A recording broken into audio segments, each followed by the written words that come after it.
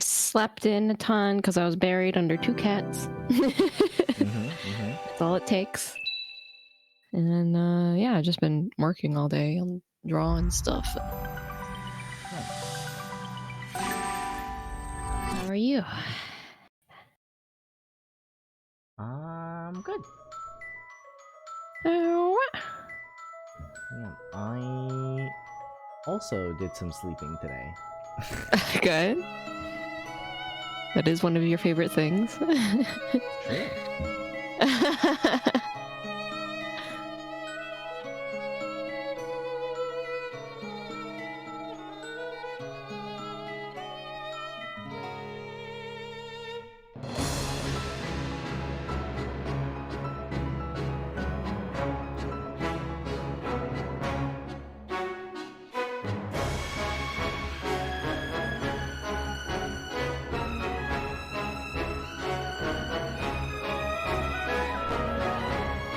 I will at some point have to take a small break in order to eat food.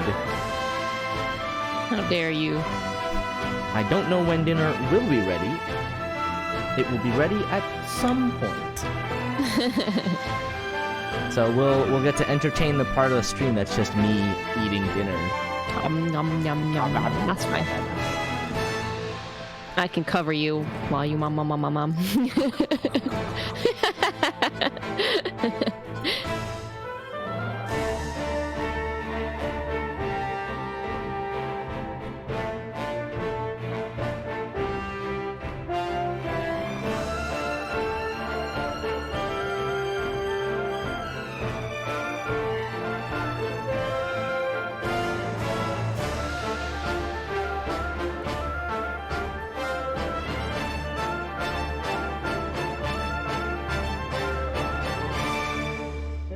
I will go check on dinner real quick. Okay.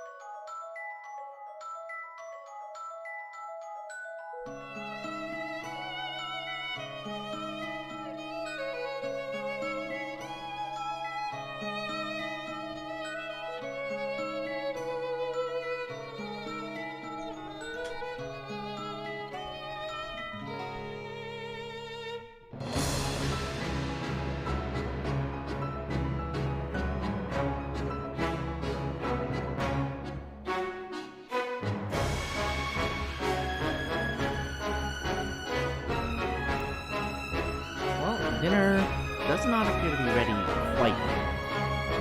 Okay. So, ready to start? I'm ready. Space of Returning. We're acing. Oh, that's right. I have to redo the window.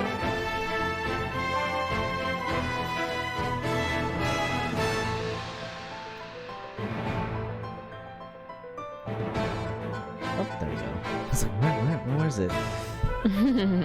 Okay. Pushing.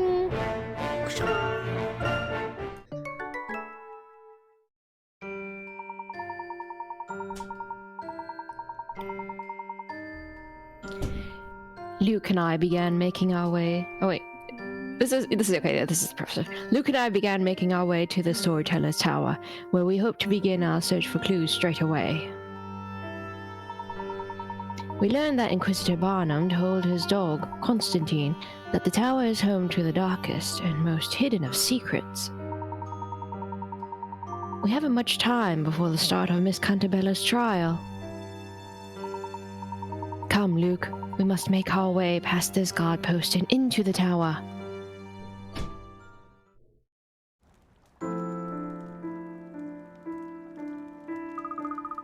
Professor! What is it, my boy? What do you think about what happened tonight? On the surface, it certainly did appear that the storyteller's assailant could be none other than a speller. But surely not. However, even if it did seem that way, that does not necessarily make it the truth. And if it transpires that Espella is in fact innocent, then there must be some form of contradiction or proof to support as much. Yes, you're right. I bet Mr. Wright won't miss even the slightest shred of evidence. Mr. Wright and Maya are investigating the scene of the crime as we speak. We, meanwhile, must search for something to prove Espella's innocence. In doing so, the truth should become evident as a matter of course. I see. In the time that I've spent with Espella, I've never once doubted her character. There's just no way she could do anything as terrible as what happened in that square. I believe in her, Professor. I know you do, Luke. We are Espella's friends, and as such, we must believe in her. Too right. First, let's make our way through the gate. Uh-oh, the door's still locked. And there are no knights here to open it. Wah wah! What's the matter, Constantine? That's great, thanks. He says there's another way in, which only the knights know about. That's a relief. Could you show us the way, Constantine?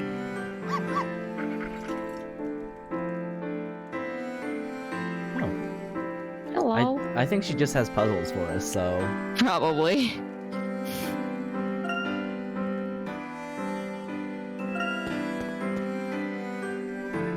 It's like, last chance, you want to do your puzzles? No. Any leftover puzzles? Who'd have thought a storyteller would come to such an end? I'm still finding it hard to believe even now. I mean, what's to become of us? I wish I knew. I'm more worried about Inquisitor Barnum. He's being held on suspicion of treason. This whole thing is just one big headache. No matter what, the future ain't looking too bright. Enough of your pathetic whining. You call yourselves knights? Oh, Captain. The storyteller's gone. Inquisitor Barnum's gone. And who do you think is suffering the most because of it? The townsfolk, that's who. It's now that they need us the most. We must be there for them, to offer our support. That's certainly true, but things the way they are, what can we possibly do? Pitiful. Over there, isn't that? It would appear even the knights are unsettled, my boy. What's going to become of Labyrinthia now? Well, according to the final story, once all this is sorted out, there will be fresh hope for the future. So it's a little early to be losing heart just yet. I hope you're right. Let's do our best to make it so, Professor. What's this? Someone's coming this way. Isn't that... And what are you two doing here? We're heading for the Storyteller's Tower. There may be something left to uncover, so we're going there now to find out. Did you say the Storyteller's Tower? Uh-oh. I hope this doesn't mean we're about to be surrounded by knights pointing swords at us again. Well, if it isn't little Constantine. No, with the dog with us. Oh, I see.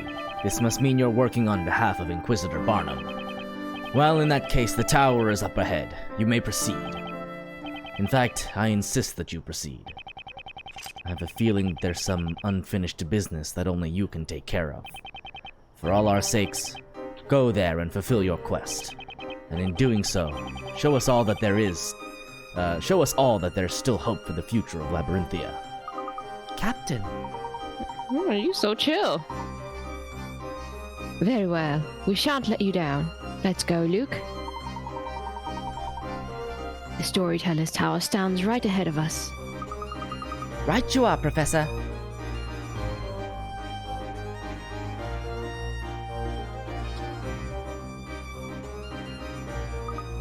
Look, I can see the tower right over there. But how do we get to it? I believe this may be where our little friend comes in handy. Wouldn't you say, Luke? Right, of course. I see. You're saying there's a path. He says there's a path leading from behind the audience room right over to the Storyteller's Tower. One could hardly ask for a better guide. Oh, really? He just said, "You've nothing to worry about while I'm here." And then he added, "You might want to worry about that Sir Blue Knight, though." Bro, even the dog's talking shit. That feeling when the dog is worried about you. I hope Mr. Wright and Maya were able to come across some clues. I don't think we need to worry too much about them. I'm sure they'll be all right. Wouldn't you agree, my boy? Of course, Professor. While I was teaming up with Mr. Wright, one thing became clear to me. He's definitely someone that will always do his best to protect his friends. I agree, Luke. He's a fine young lawyer with a heart of gold. I'm quite confident the trial is safe in his capable hands. Me too. And then there's Maya, always strong and courageous. Not to mention full of energy. She's a bit reckless sometimes, but always with good intent. We're lucky to have them on our side. I'm really glad we met them, aren't you, Professor? Yes, Luke. I'd certainly agree with you there. Both Mr. Wright and Miss Fay are friends that can truly be relied upon. But at the same time, High Inquisitor Dorklow will be a most formidable opponent, one unlikely to make any careless slips. Which is why we must all do our best and work together. Including me, right? Of course. course. I certainly couldn't do this without you, Luke. Don't worry, Professor. I'll give it everything I've got. That's the spirit, my boy.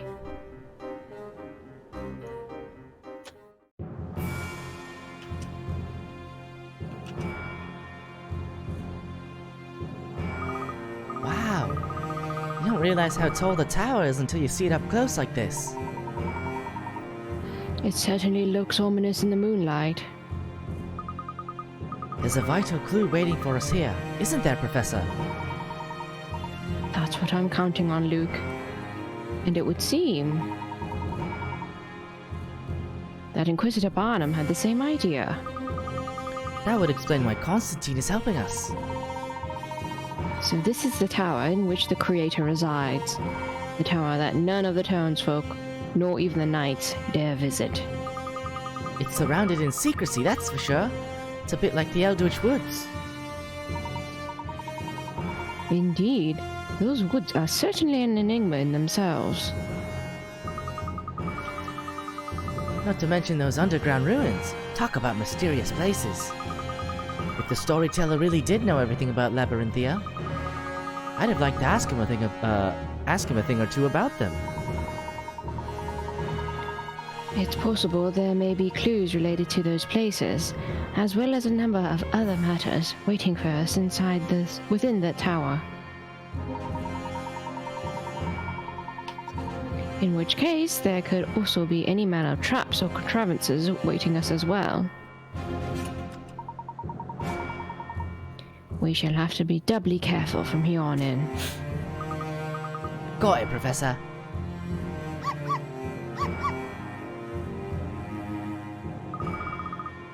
You've what? You've completed your mission? He says he's worried about his master and wants to return to him now.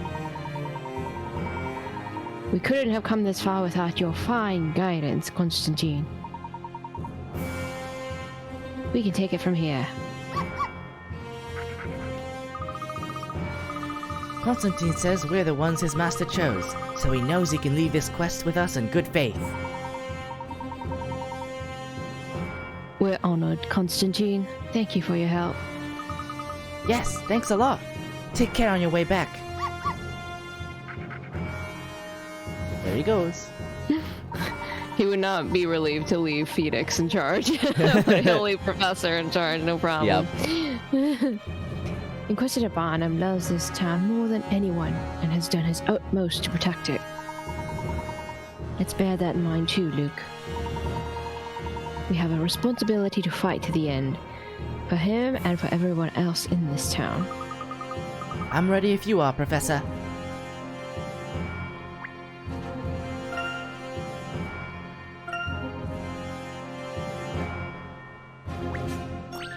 Ah, a puzzle!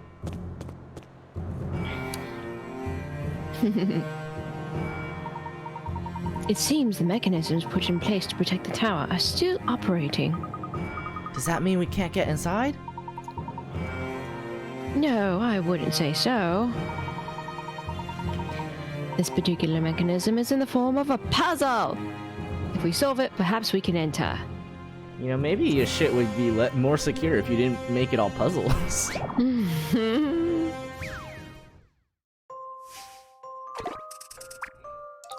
Oh god. Not a math puzzle. There are 12 gems, each of them numbered between 1 and 12.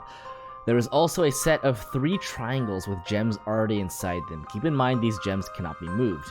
Place the gems from your hand so that the sum of all the numbers on each triangle's perimeter adds up to 39.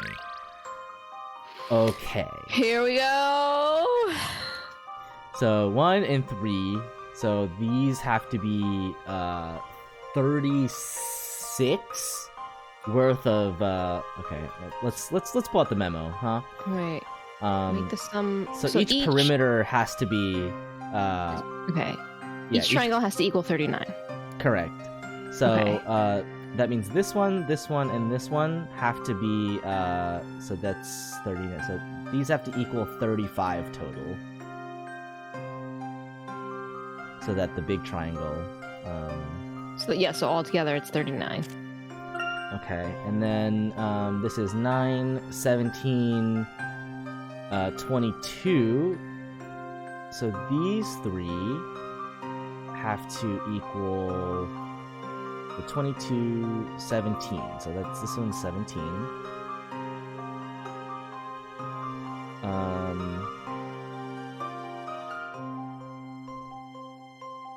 Yeah. And then Wait. For the outside triangle, there's also the 6 on the bottom. Oh, you're right. So it should be 29. Okay, so this is 29. And this upside down triangle, so 6, 5, 6, 5, 9. So that's 14, 20. So that's 19.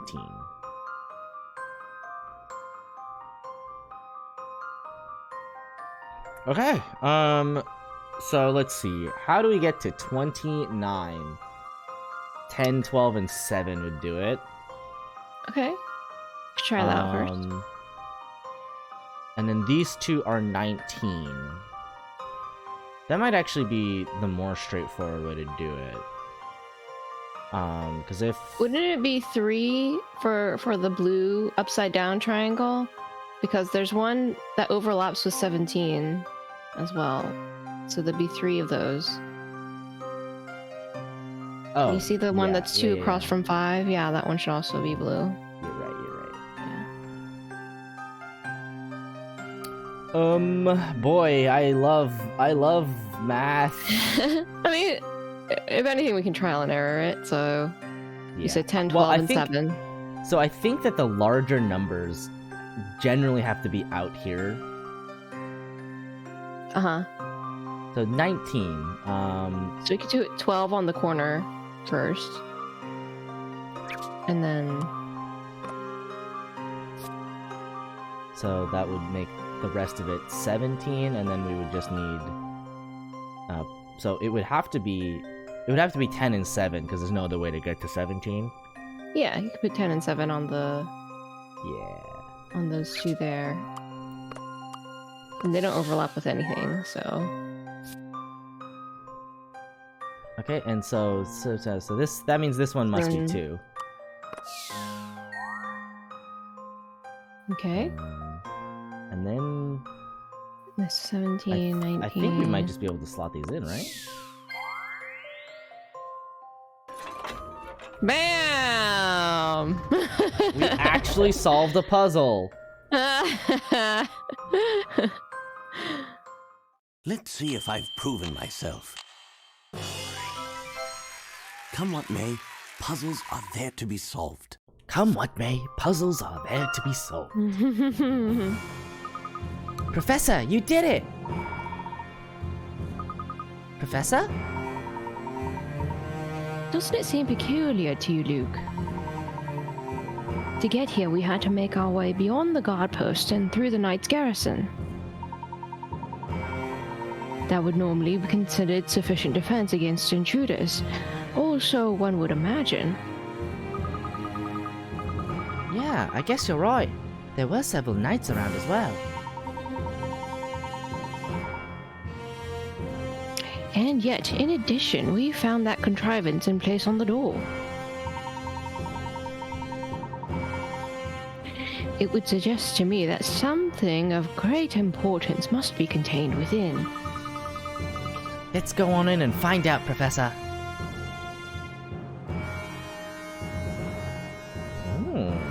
Oh.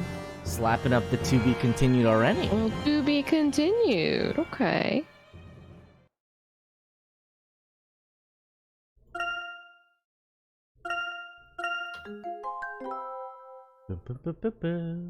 Wow, that was the end of chapter 7? Short chapter. Short chapter. All right. So some of these chapters were really long, and then all of a sudden at the end, like, the chapters are very short. Yeah. Okay, this is probably going to be long, because it's the final witch trial. It's finally starting. The last witch trial. But speaking of things, it's food time.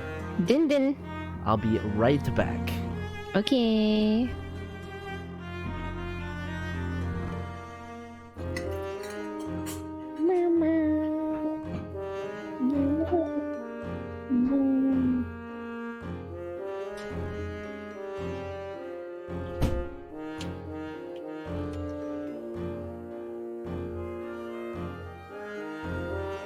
Mads, how are you? I've been assigned chit chat with chat while Soupy gets dinner and consumes dinner. Yeah. Oh, we hydrating. Oh, I have more juice, but I have water. And Shantu, why are you both attacking me while Soupy's not here? That's not fair. Consume mass quantities. Yeah, Soupy's pretty good at shoveling down food really quickly. I don't think we'll have to wait too long. All right, I took my 2 solo hydrations. I hope you're happy. Attack coordinate like a pincer attack. I'm under orders. Don't evade responsibility like that. You know what you did.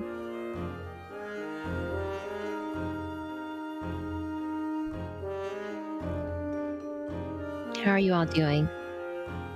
How's your Saturday?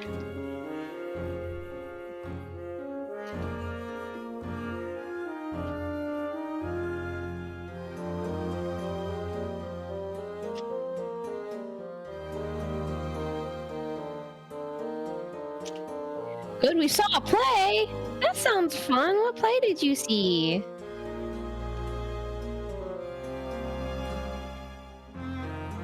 The play? I can't even remember the last time I've been to see a play.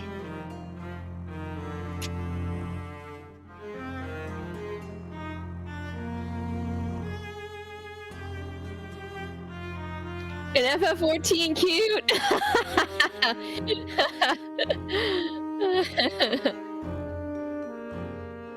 The importance of being earnest. Of course it was an FF14.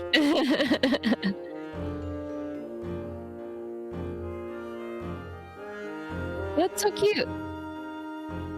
They did like a whole like I don't know, like I guess like a recreation of the play in FF14. It was actually really funny and well done. Wow. Stage changes and stuff. What? What? That's crazy. That must have taken a lot of work. What, 3 hydrations? Oh my god, I'm gonna make Soupy catch up when they get back. I'm not doing this all by myself. Full theater with set changes. Wow. 4? Oh my god, this is mean. I see how it is. They rehearsed for months. I'm sure they did. It went for 3 hours. That's crazy. I know the people who did it. Wow. I hope they got a good audience and everything to appreciate it properly. Yeah, they do be wildin'.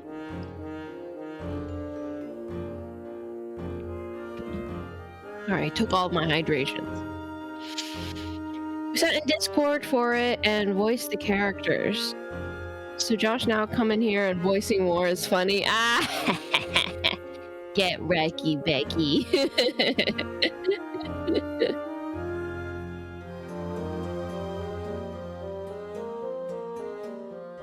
Wow, that's so cool.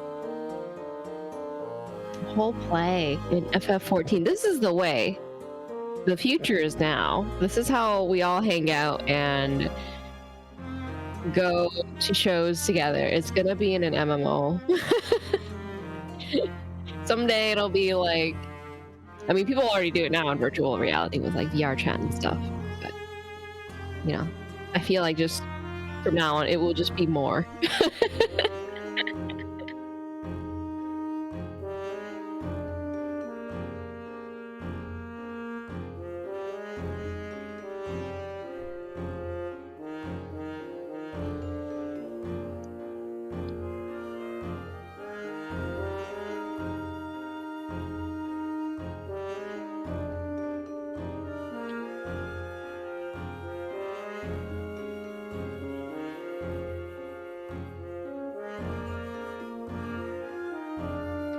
wondering what other shows you could end up doing in FF14 then. I'm sure they must have done a lot already. I just am unaware.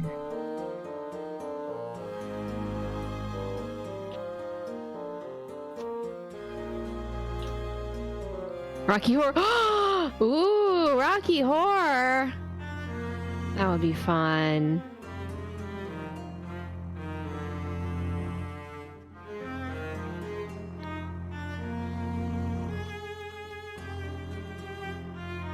I mean, yeah, I mean the outfit, you know.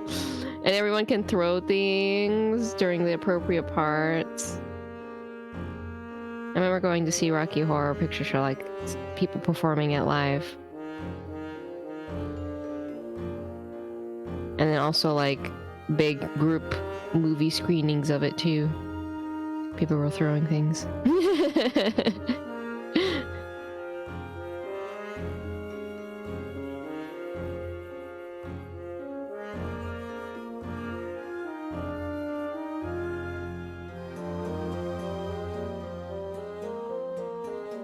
This crew did Much Ado About Nothing as well? Wow!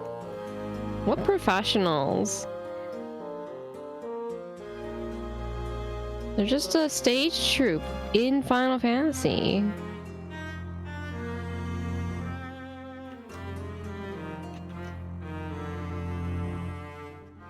And Phantom of the Opera? Wow!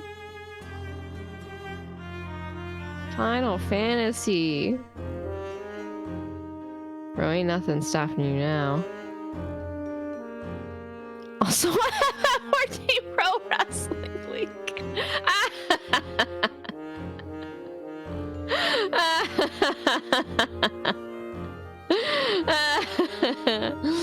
Let's go. Let's go, let's go. I would watch that. I'd watch the plays too. That sounds like fun. That's so much hard work.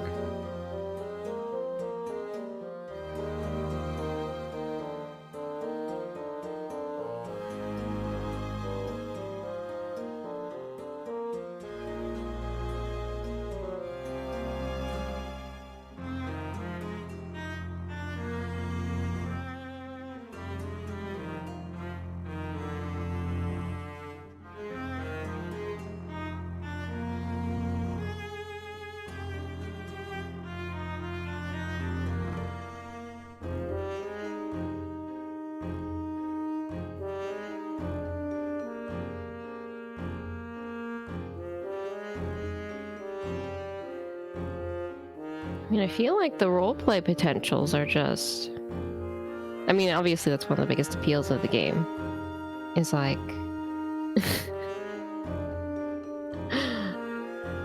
how much potential there is. How many endless possibilities.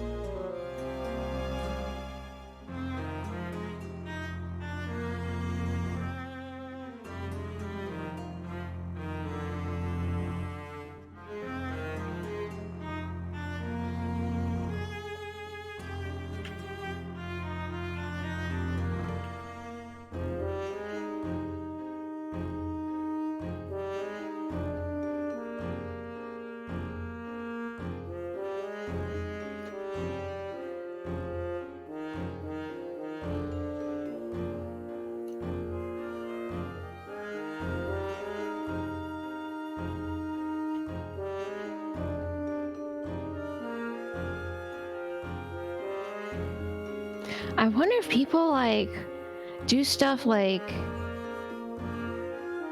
I mean, well, I was just thinking like, I wonder if people do stuff like they have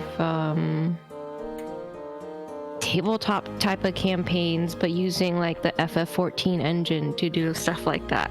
I think it would be pretty easily done. No.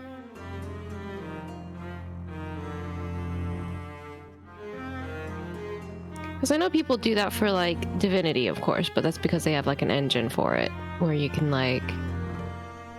They have like a mode where you can move, shift assets around and basically make your own maps and campaigns and stuff like that. That would be interesting for sure. Yeah, you would just like kind of repurpose the areas to fit your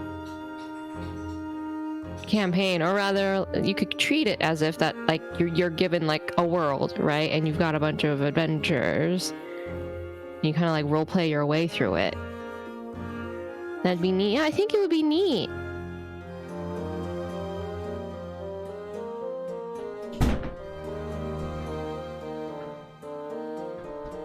I think that would be really interesting. Playing through the game, but in the lens of like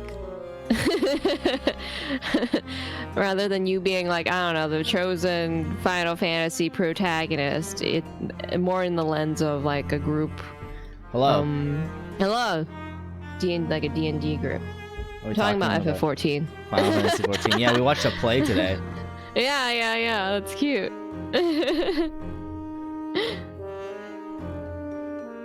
Oh god, how many hydrates did you guys put in? 4?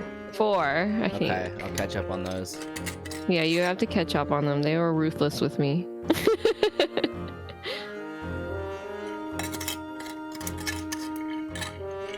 They caught me alone and afraid. Alone and afraid, surrounded Yes. by hydrations. Yeah, exactly. Nothing but water around me.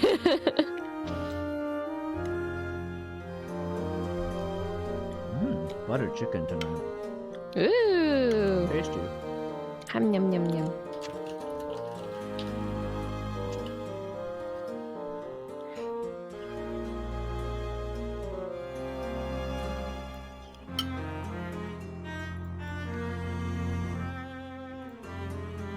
Yeah, for the people that live in my house, we have so much ice.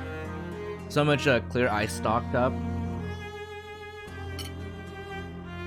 Uh-huh. There's one container full of cubes in the freezer. A smaller container full of, like, bits in the freezer. And then another one full of the cubes in the garage freezer. Why is there so much ice? Well, because our ice maker doesn't work. So you just store it? So yeah, we just make ice like the we just make ice by hand. Although, to be fair, we have like a clear ice maker, so like the way it works is that ice freezes from like top to bottom. Okay. So you just insulate the rest of it, and the clear stuff freezes at the top, right? That's the like clear pure water basically. And then the cloudy stuff is like kind of all the like minerals and stuff that gets like trapped in, you know, all the air bubbles and stuff. So if you do this like thing where you just like have this insulated container, it'll freeze from the top down, and then if you pull it out before it freezes all the way, it's like a clear chunk of ice. So they sell these molds, and we've had a couple and we've tried a couple and they're okay, but the output of them is pretty low, right? Because it would be like 24 hours makes like 4 cubes, and they're like big cubes, right? It's like one cube like that you would get at like a fancy bar, like they put in your glass, right? Oh yeah, But still, like 4 cubes a day is not like a ton. So when we got the garage freezer, we bought one that makes 12 cubes at once. Oh my god. Y'all could do a lot of we barely have an ice tray, and I only use it to freeze treats for my dog. I'm honestly really surprised. Like right? you live in a place where like I would expect you to go through a lot of ice. Do you have like your fridge make ice? No, it's just a freezer on the top and then a fridge on the bottom part. Don't really use ice? No, we just don't use ice. Yeah, That's I mean, I'll eat weird. ice cream or whatever, but I don't really put ice in my drinks or anything like that. Really? And, yeah, Cole hates that kind of stuff. He hates ice. Oh, He'll that's funny. Only accept room temperature. Yeah. I guess hates he's being weird cold. like that. I see. Yeah, he hates being cold. Yeah, I love iced beverages. And in fact, like I can't drink soda unless it's like being watered down, because it's like at this point it's just like too sweet. Yeah, it's too sweet. I even water down my juice a little, and I've just come to. I used to do it with ice, and then I was like, I could just do it with water too. Yeah, I mean that's regular water. Not the middle, man. Yeah. I just like when my drinks are cold. Yeah. It was also nice when I was drinking, but obviously now I'm not really. Mm-hmm. Just like have a little glass of whiskey, big ice cube in there. Nothing better, I tell ya.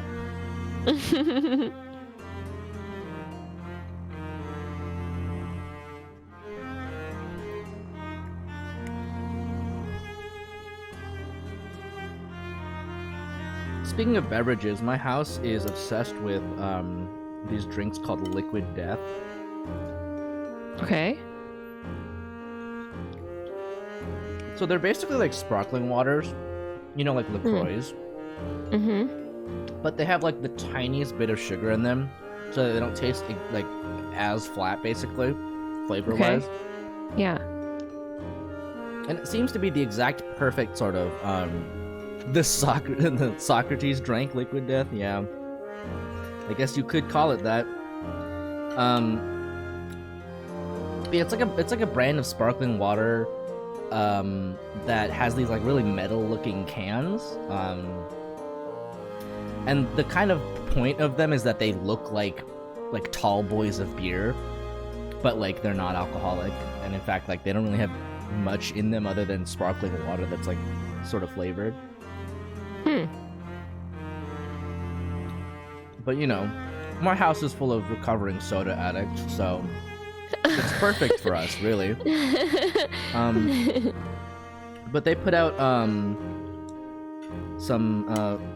recently they put out a line of teas in the same fashion. So it's like black tea and then like a flavor and then like the tiniest bit of sugar to like, you know, kind of bring it all together.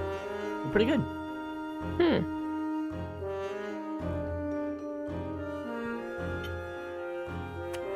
That's what my house has been up to at any rate. Plays and Liquid Death. Liquid Death. Murder your thirst. It's definitely one of those things where I'm just like, I feel like such a shill talking about it. But it's like that's like one product that I like quite a bit. Get the sponsorship. Come on, chop chop. That would be the dream. The dream is a Liquid Death sponsorship or like a coffee sponsorship. Any coffee? I mean, anything that's not like Folgers. It's gonna be Folgers then.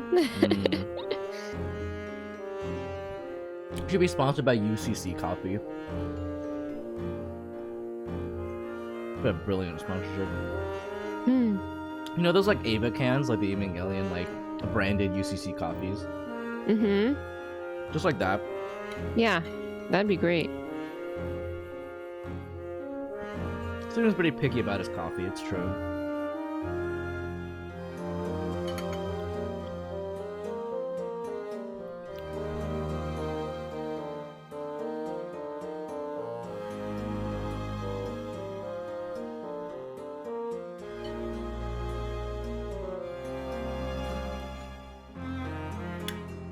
To anything else in the last week? Not really, I don't think. I feel like I've just been playing a lot of Final Fantasy. That doesn't surprise me. Yeah.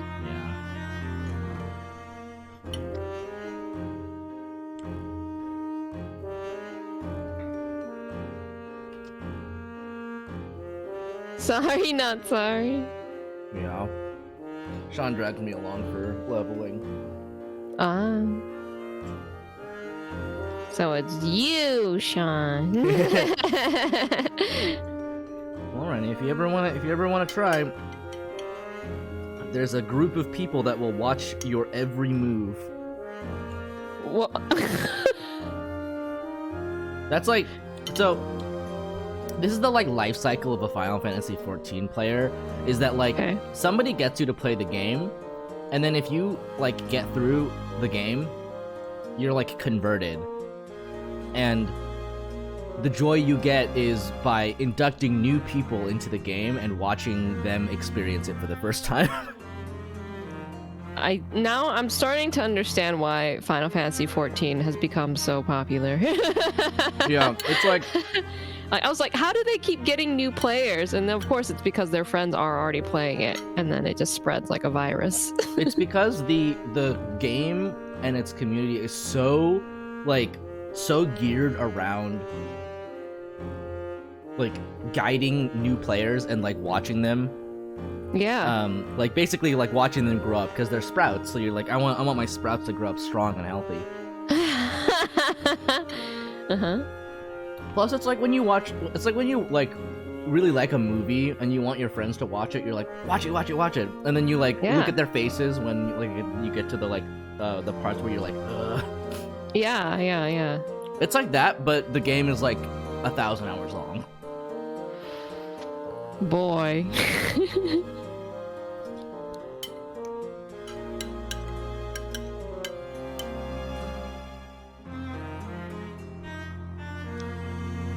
It's really a good business tactic. Yeah, I mean, you guys, like, Square Enix doesn't have to do anything. They've already got the fan base working for them. It's true. Actually, we got to the point where by the time the last expansion, Endwalker, released, they were like, we can't sell more copies of the game because our server infrastructure can't handle it. So they just took it off of like, you couldn't buy the game anymore. What? Yeah. There was a time period where you literally could not buy Final Fantasy 14. Wow. Because it was too popular. What a problem to have. Mm-hmm. This was also like at the peak of like expansion launch, where like if you tried to log in at any time of the day, you'd have a 2,000 person queue. Jesus. Yeah. It's pretty intense. I was playing through the game at that point, and I just had to take a break when Endwalker launched, because I just couldn't play the game. Mm-hmm. Yeah, Cookie? She's screaming. Anyway, it is a game that I simultaneously love and just, I can't in good conscience, like, try to force people to play it. Yeah. Because it's just asking a lot of somebody. You're just like, okay, I swear it's really good. It is also like 500 hours long. Yeah. You're asking them to sacrifice, or I guess, invest 500 hours of their time into a thing that you like. And it's also like, everybody will find a different place at which like they'll start to really enjoy the story. The problem is that like a lot of people find the early parts of the story kind of slow. Yeah. And not as interesting. And I think part of it also is that like people hype up the end of the game so much, the like later parts. Like when people start, they're just like, okay, but when does it get good, right? Yeah. And the problem is like the game is like written in such a way where it is all about like the ramping build-up and then the payoff, and that's what makes the payoff so good. It's a lot like, it's a lot like when that somebody will really like part 3 of JoJo's Bizarre Adventure, but you're like, but you have to watch part 1. Yeah. I mean, it has the setup. But isn't that what, didn't they have like the skip or whatever? So couldn't you technically just skip all of like the first part for Final Fantasy 14? There is a skip, yeah. So you can, I think you can basically story skip like past the base game, which is A Realm Reborn, and then I think you can probably skip up to like Shadowbringers, which is like the second to last one. Can and should are different. Yeah, that's true. You can skip, but you shouldn't unless like you've tried every other way of getting into the game and you just couldn't really. Because for me personally, like I bashed my face into the main story 4 separate times before it stuck. Yeah. Now, part of this was also my fault for just continuing to make new characters. Okay.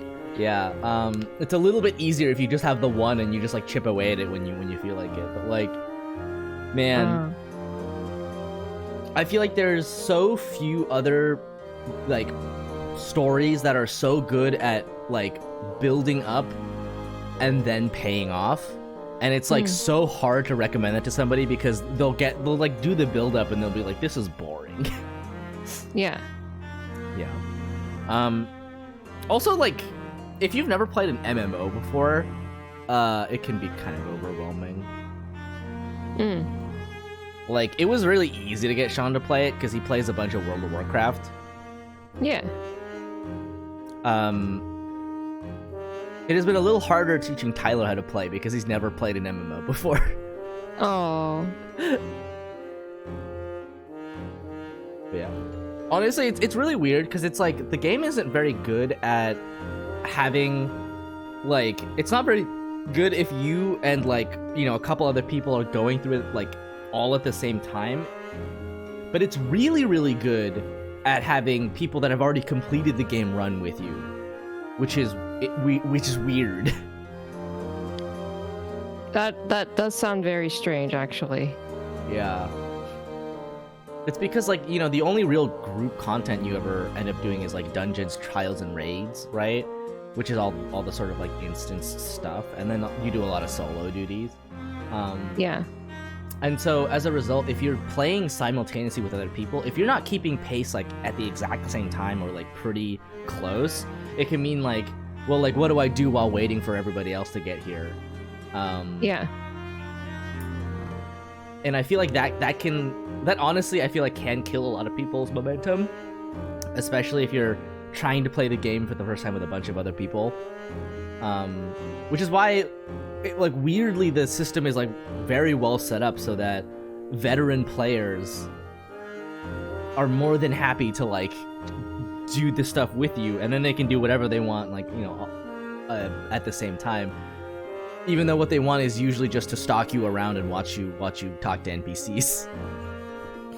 I did find that weird during my experience, that people who had already played the game and gone through all the, I don't know, the less interesting parts of the first however many hours the first part is, there were quite a few people who would just kind of like pal around with me while I did my quest, and I was like, how is this fun for you? I didn't understand it. It's so hard to wrap your head around until you are at that point where you're just like, oh, I get it now. I understand the joy of watching somebody play it for the first time. It's so weird. Like, no game has ever done this to me before. Yeah, I've not heard of this in any other game.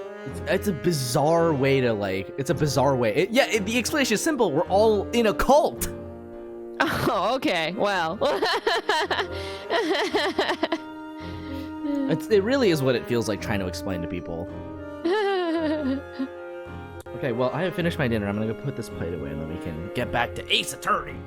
Ace Attorney.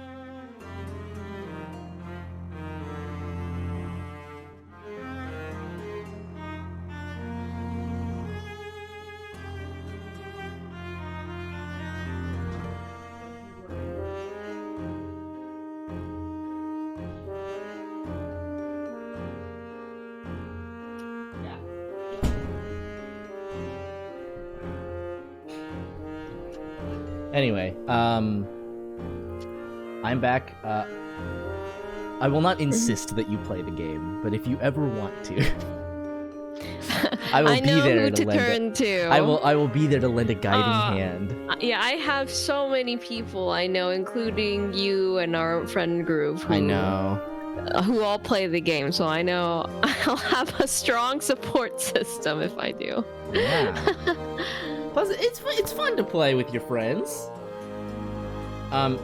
It is also, I will say, more fun if you have people who know how to play the game teach you how to play the game, because otherwise, like, it can be really overwhelming.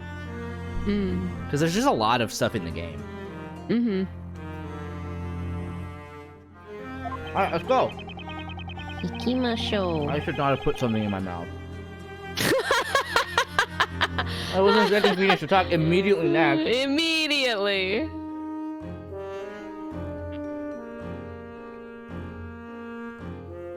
The witch's court will no longer serve any purpose once the great witch PLvsPWAA is burned. Bro, she's out. Oh my god, she's not alive. But PLvsPWAA isn't PLvsPWAA. I'm not buying it one bit. I mean, the storyteller is her father. I don't know what happened between them, but a father would never do that to his child. Yeah, maybe we should stream Final Fantasy XIV at some point together. Make it into content. You and me? Yeah. That would make it into an obligation for me, which I guess would get me through the game. So, okay. That's basically how I got through the, like, earlier parts of the game.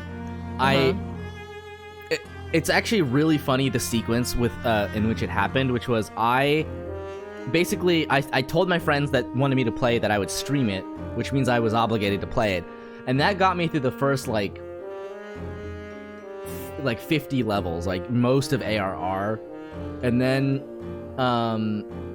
at a certain point, I think like close to the end of post patches is around when I just like couldn't find the time to stream anymore. But at that time, I wanted a game to kind of sink my teeth into and play. And so then I stopped streaming Final Fantasy XIV so that I could play it on my own time. Oh. So I turned it into an obligation long enough for it to stick, and then I wheeled it back into the pleasure zone. The pleasure zone. The fun zone. Yeah, it's like we were having this discussion about melatonin the other night, like where you're not supposed to take it every night, but it can help you if you take it a couple of days to like kick your sleeping schedule back into like the correct general area.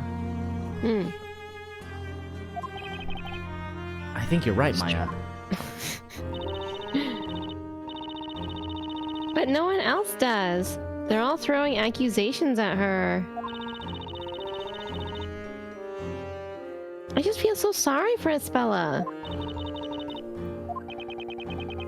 Feels like this whole case is under some kind of bad spell. Probably is. A spell? Yeah, we just can't see it yet. That's why it's so vital that we expose the real witch behind all this. And we've got to do it during this trial. I believe in you, Nick. Oh, by the way... Yeah? What are you going to do during this trial? I mean, if you were thinking about watching... What? You mean you don't want me to be by your side?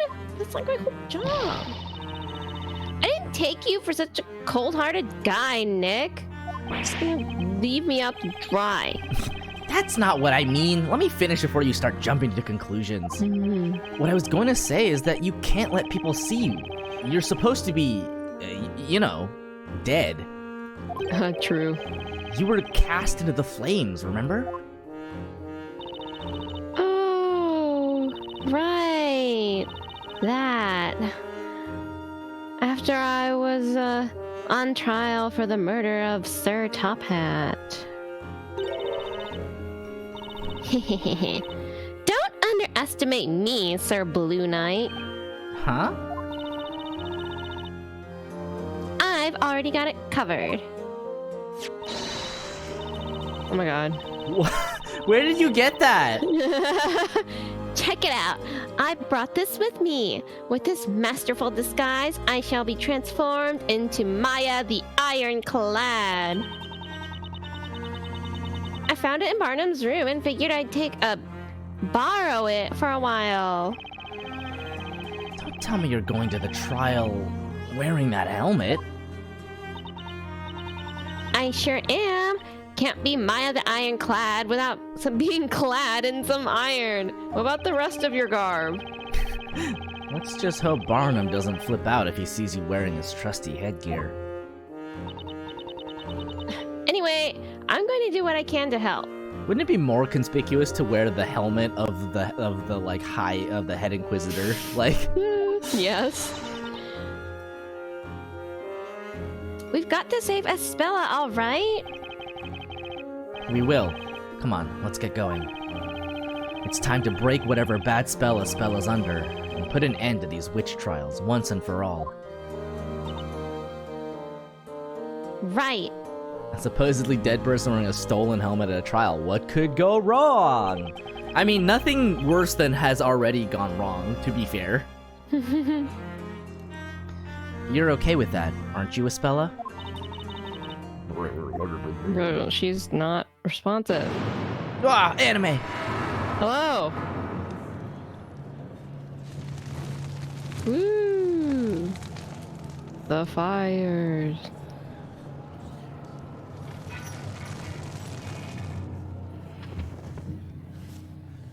There's a ton of people out there, Nick. Let's do this. Come on. Isn't it funny that this just like kind of looks better than the actual Phoenix Wright anime?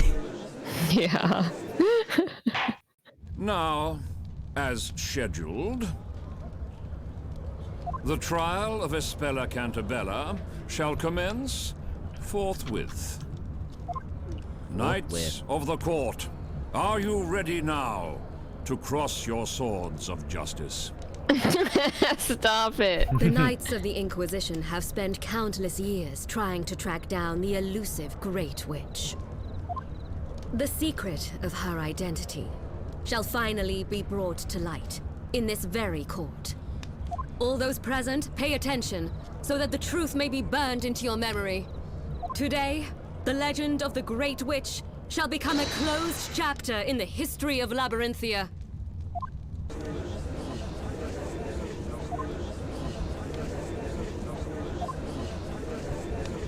You could cut the atmosphere with a knife. It's so loaded, but at the same time, oddly subdued.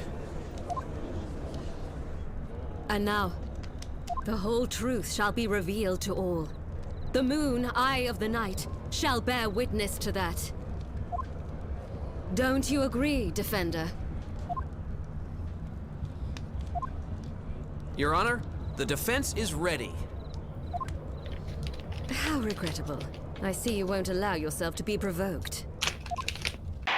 Well, here we go. You may now begin your opening statement, High Inquisitor Darklaw. Music! Thank you. People of Labyrinthia, the story has ended. Its end has been sealed through the storyteller's death. The one who put an end to the life of the storyteller and to the story which governed our lives was the Great Witch Bezella, a foul embodiment of evil who has long been lurking among us, concealed deep within the consciousness of a certain girl. I'm sure you are all aware of her name. I refer, of course, to Espella Cantabella.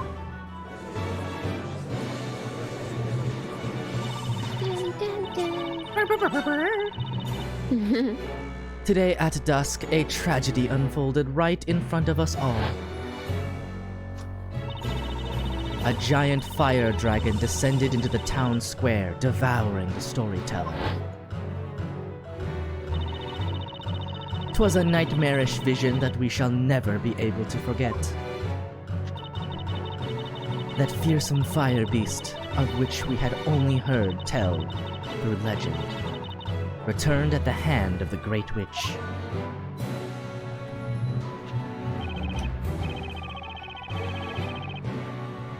Indeed. It was just as in the illustrations of the legendary fire.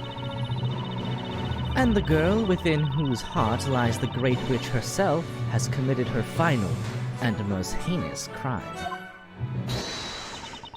The crime of patricide. Not patricide.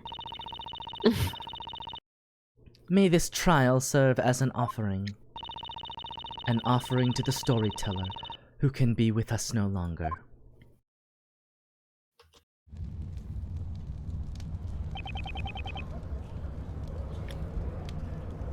Thank you, High Inquisitor.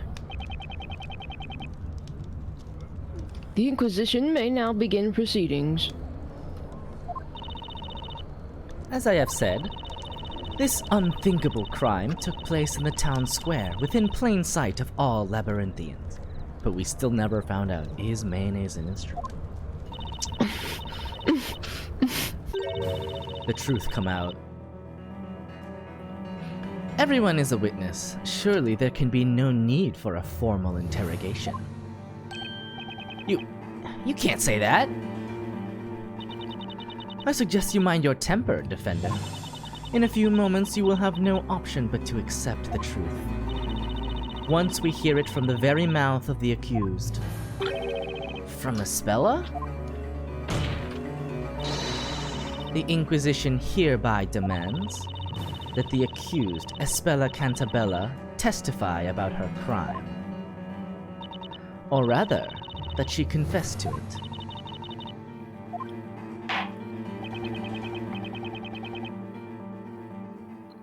The Inquisition's request shall be granted. Bring Espella Cantabella down to the witness stand. This is it, the last trial. In all likelihood, Espella will admit to the charges. I have only one chance to break whatever spell she's under. When she testifies, there are bound to be some clues to the truth in there.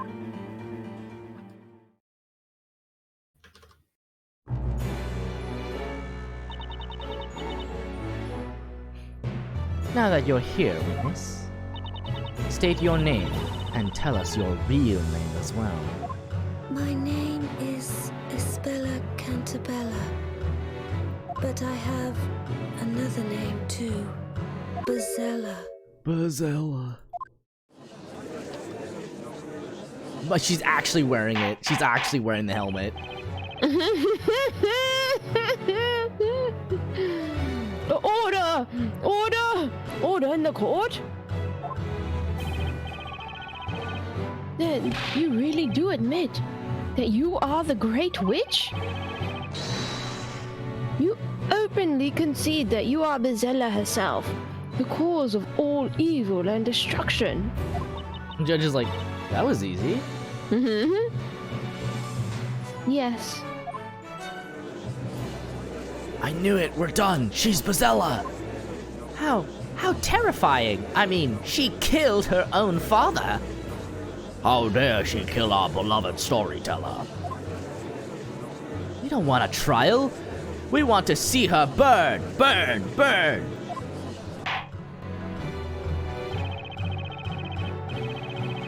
The Inquisition was right. The accused herself has spoken. It would seem there is no need for an interrogation. I assure you there is none. The only possible verdict has been clear to everyone from the very beginning. Hold it!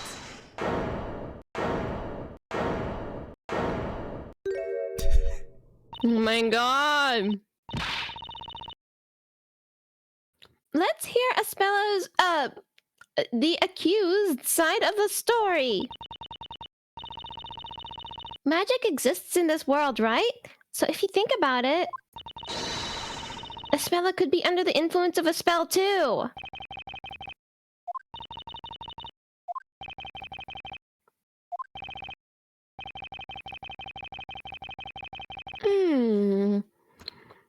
I would like to know is... just who in the world are you, young knight? Oh! Me?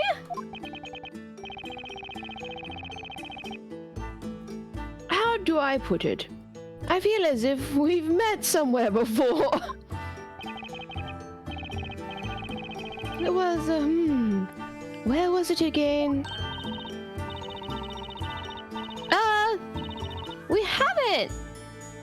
It's just your imagination, Your Honor. I mean, my lord? Answer who I am. I'm with Sir Blue Knight. Not in a romantic way, of course. He's taken, he's a boyfriend.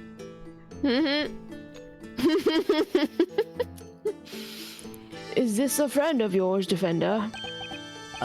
Yes, and, don't comment on the helmet, please.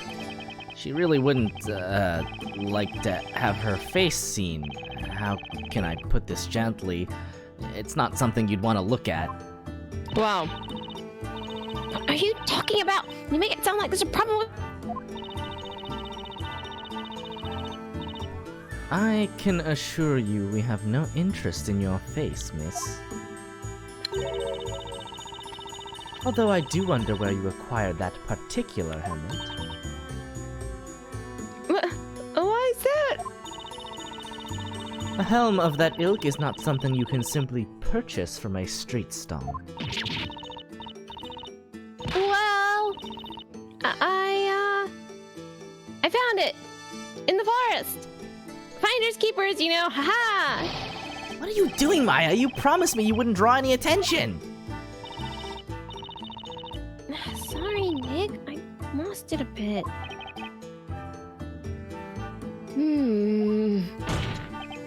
Okay, well, anyway, the defense's opinion is as follows. We should hear the defendant's testimony before coming to a verdict. There may be some things even she isn't aware of. How amusing. As this is to be the last witch trial ever held, perhaps it is only fitting that we cross swords before you accept your defeat. I agree. Thus, the accused herself will now testify. Miss Cantabella, tell the court of your involvement in this incident. I am guilty.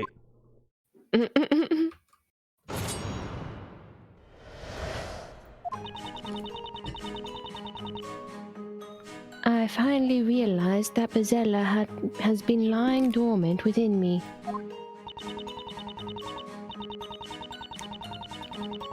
Once evening fell and the rain ceased, I climbed up the wooden stairs of that bell tower and awaited the parade.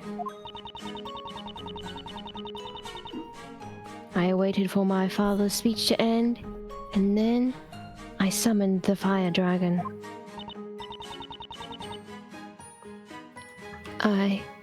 I don't know why I killed my father.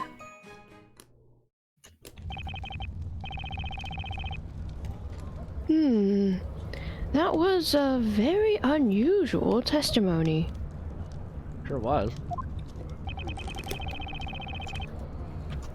When you used magic against your father, were you doing so as a Spella Cantabella or as the Great Witch Bezella? A most fascinating query, however. It matters not. The Inquisition has ingeniously solved the query by disregarding it. Wow. What matters is that Bezella exists within this girl. Being a witch is a crime. Such a fundamental rule will always hold. And this girl here is not just any witch. She is the Great Witch. Spella has admitted the charges, just as I suspected.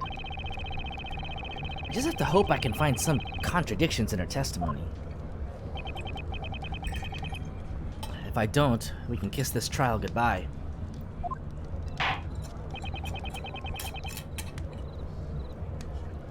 The defense may begin the interrogation. Defender, steady your sword of justice. Should I see it waver or point in the wrong direction, I will not hesitate to cut down your arguments and end this interrogation. You had better keep that in mind.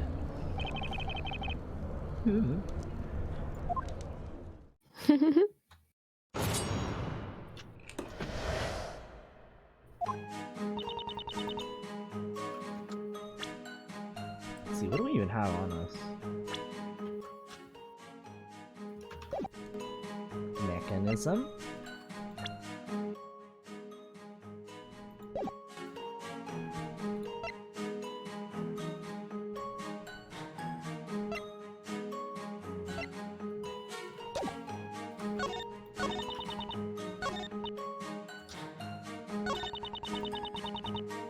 Hold it! You say you finally realized. Yes, I've always had a feeling, but my memory is rather hazy.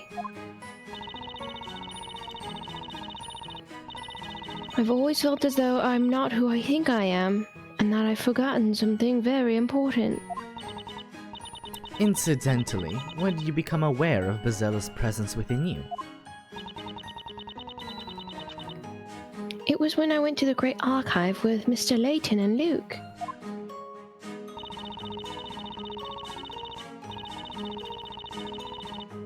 Ever since I saw the mural depicting Bezella, I started having strange flashbacks.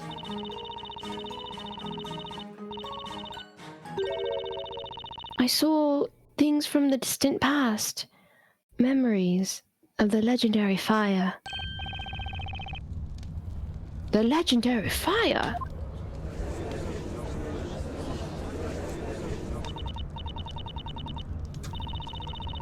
I saw it. I was there when it happened. I saw the town consumed by flames. You couldn't have. That's impossible. The legendary fire occurred over 100 years ago, and there were no survivors. Yes, I know that. But it's true. I remember it happening.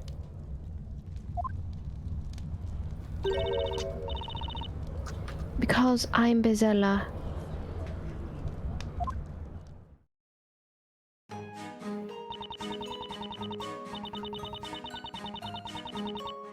Hold it!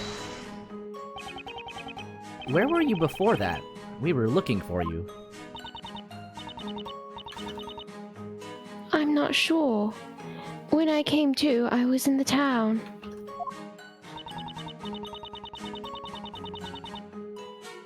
It was pouring, so I wanted to go to Aunt Petty's bakery and wait for it to stop.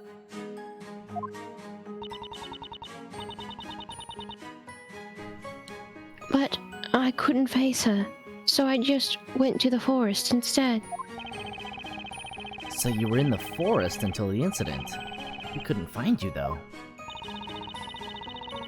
The rain finally stopped and the time came. Made my way over to the town square. I was feeling strange, as if I wasn't myself.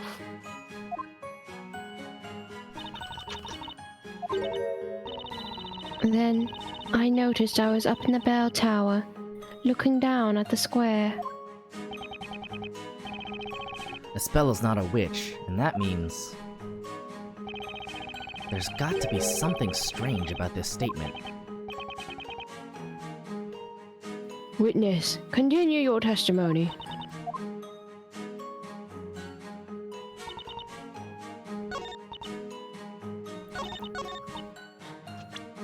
Okay, well the guards say that they didn't see any trespassers. Objection! Bam. The vigilantes were guarding the bell tower all day. Is that the vigilantes' report? Indeed. According to this, the vigilantes have been constantly guarding the entrance to the bell tower, ever since it appeared. However, there's nothing about Espella going up the tower in their report. Objection! Your memory must have failed you. The girl is a witch. The Great Witch at that. It's only natural to assume that she used something akin to invisibility magic. Isn't that so, witness? Yes, I used an invisibility spell to enter the tower unnoticed. Objection! Even magic follows certain rules in this world. Witches need to be holding a Telea Magica in order to use magic. And you weren't in possession of one at the time. Oh! Objection! How horrifying your ignorance is. Excuse me? Did you honestly think the difference between a regular witch and the Great Witch was in name alone? The Great Witch, unlike other witches, can command any magic she desires without the use of a witch's scepter. Objection! What? That's not fair! You changed the rules! That's news to me!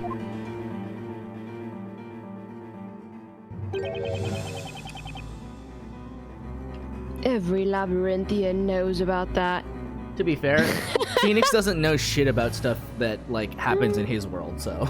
That's true. Like, he barely knows the law. It's a wonder he's a lawyer. Yes. A witch's scepter can only hold 2 magic gems at once. Who ever heard of a great witch that could only use 2 spells? Ah! You got me there. Haha. Order! Order! In any case, this should convince you that the accused entered the tower. This is... a sketch showing footprints? It was raining before the parade reached the town square. Obviously, if you walk through muddy streets before climbing up a staircase, you will inevitably leave footprints on the steps. A great witch with only 2 spells, more than Megumin. One more. One more than Megumin.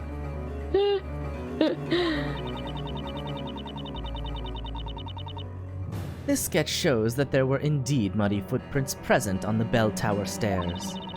And since you'd no doubt be quick to ask, I can tell you that they match the sole of the accused's shoes.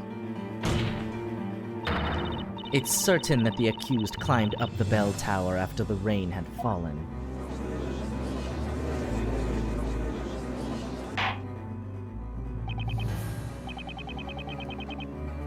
Very well. The court accepts this sketch as evidence.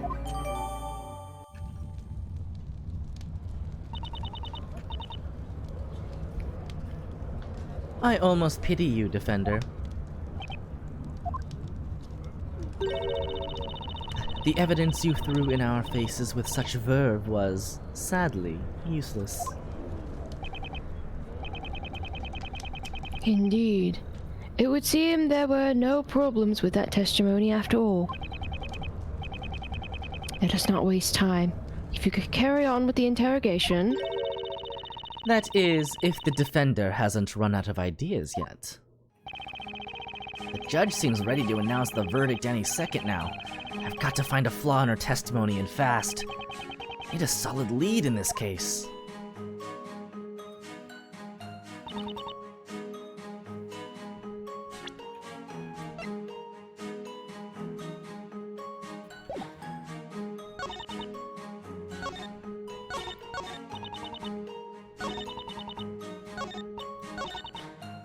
Hold it!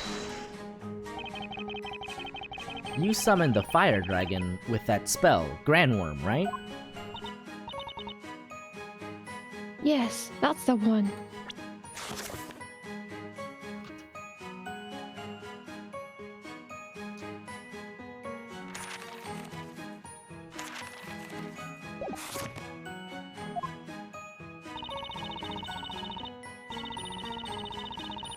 Although I won't say it now.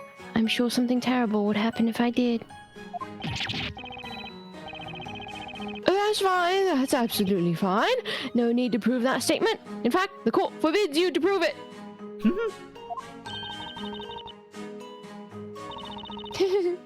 Of course I won't say it. There's something strange about this statement. I think I know exactly what was bothering me about it. She used that dragon summoning spell, but didn't have a witch's scepter.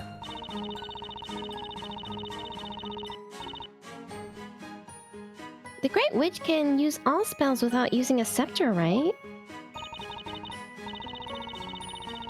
I mean, that's a little too overpowered, don't you think? You're on the right track, Maya. OP, please nerf. Yeah, please nerf. That's probably what makes the Great Witch, well, great. She'd be a pretty sorry Great Witch if she could only use 2 spells. Uh-huh. Yeah, I guess so. Continue the interrogation. Hold it! That may be because you didn't kill him. Objection! It's useless, Defender. Witness, who killed the storyteller? It was me. I summoned the fire dragon. I killed him. This is the ultimate gaslight girl boss gatekeep. The storyteller chose his own death. That is a fact that cannot be changed. It is common knowledge that all things written in the story will become a reality. And Bazella's appearance has been written into the story's final chapter. She has no choice but to act out the role that has been written for her.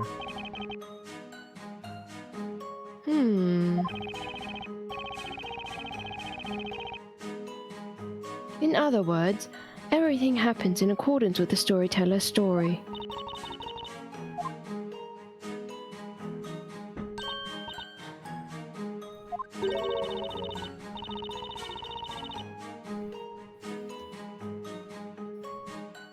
Have you noticed how weird Espella is acting today? I mean, duh. I sure have. It's almost like she's a puppet, but who's pulling the strings? Huh? Memo. Kitty. Eve. Nice! Look! Check it out! It's Eve! She must be here to root for Espella. I don't think a cat's emotional support is going to help us all that much. Well, this is an unexpected intrusion. But as we're in the middle of an interrogation, I would ask the witness to carry on with her testimony. Yes, my lord. Also, hi, Magpie.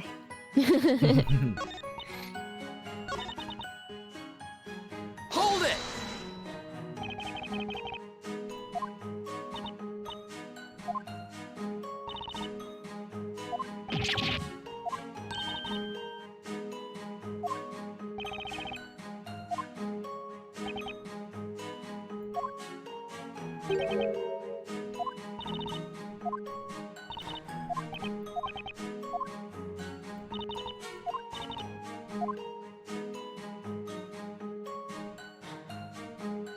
Hold it! Objection!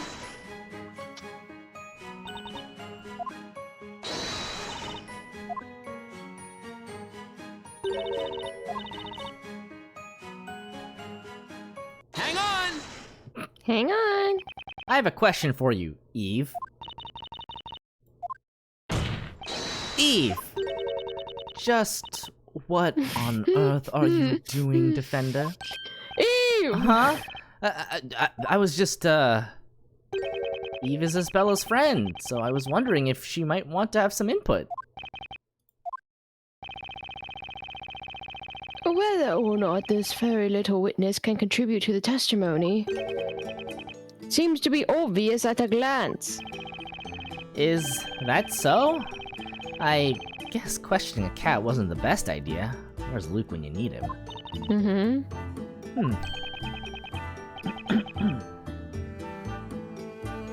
Do you wish to say something, Inquisitor Doglaw? I just remembered a line from a fairy tale that I heard when I was little. A fairy tale about Bezella. The Great Witch Bezella is always accompanied by a black cat. Or so it claimed. It would seem there was a grain of truth in that fairy tale after all. That's true. Eve always follows me. Always? Oh, Nick, that means... They must have been together when the incident happened, too. Now that she mentions it... I think I saw a black cat at the bell tower when it happened. Oh, yes. Eve was with me in the bell tower. Your Honor? Yes, Defender? The defense requests that Miss Cantabella's comment be added to the testimony.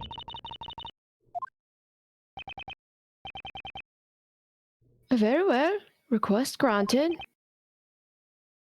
Witness? Add what you just said about the cat to your testimony. Yes, my lord. Hold it! So the cat, Eve, always follows you wherever you go. Well, not necessarily always. But when I'm especially sad or happy, like when something out of the ordinary happens, she's always there with me. I can't remember since when, but Eve has long been my dear friend.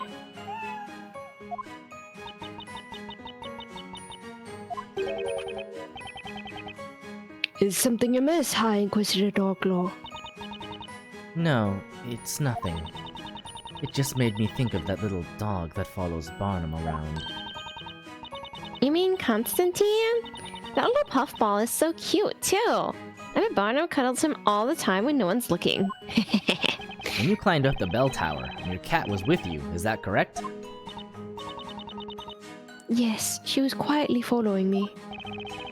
Isabella looks so happy when she talks about that cat.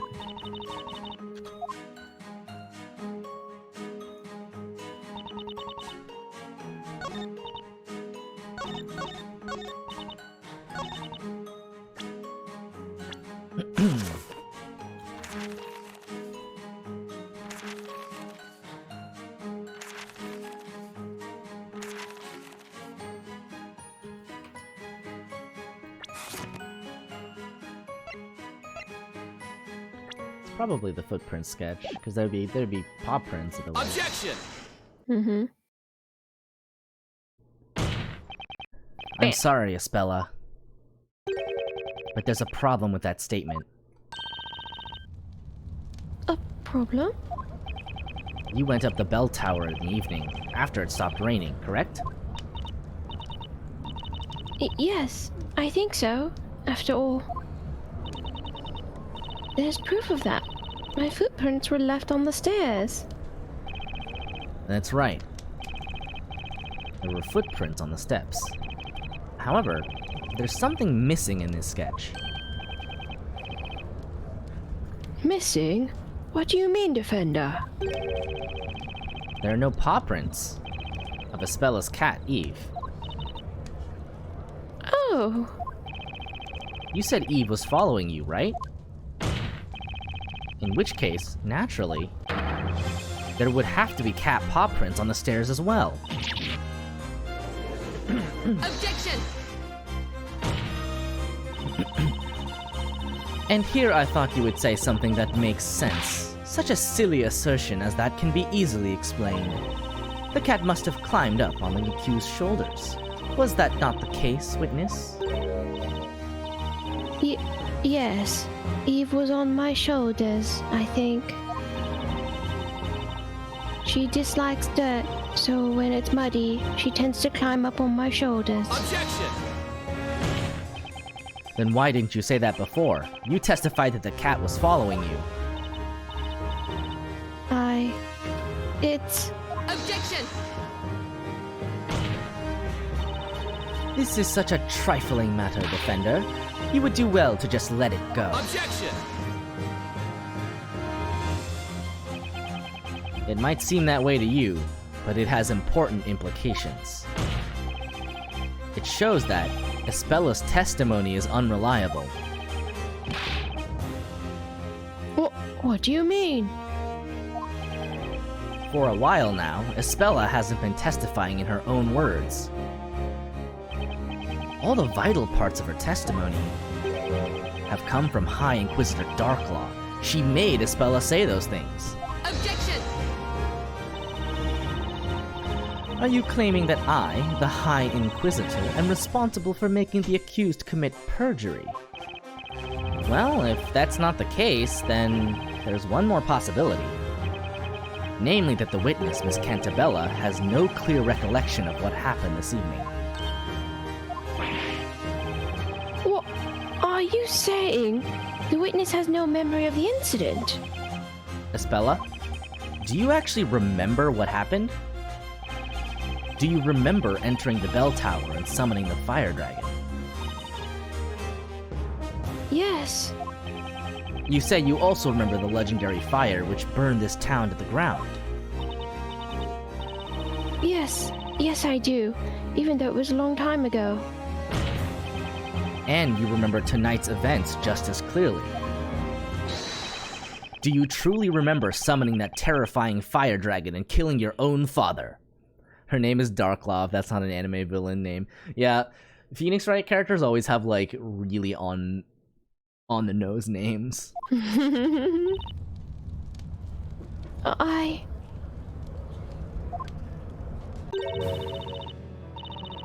don't know. I don't know what happened. I'm Bezella. Am I not?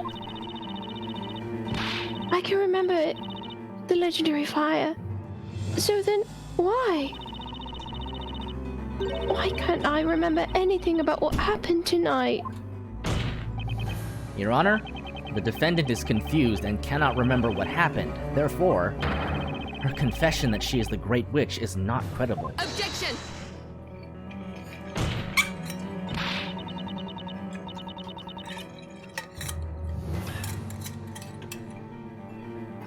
What are you talking about, Defender? She admits that she's Bezella. Objection! Her testimony doesn't hold together. I am more than one person. Who is the other one within me?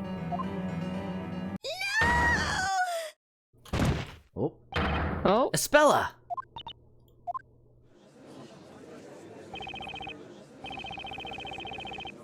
Court attendants, carry the accused to the emergency care room.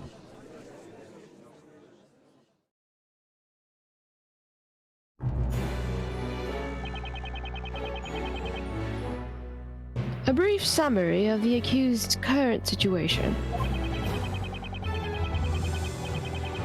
Espella Cantabella became extremely agitated during the interrogation and proceeded to lose consciousness. She remains unconscious, although her life is not in danger, until the verdict at least. Well, that's a relief. She had me pretty worried.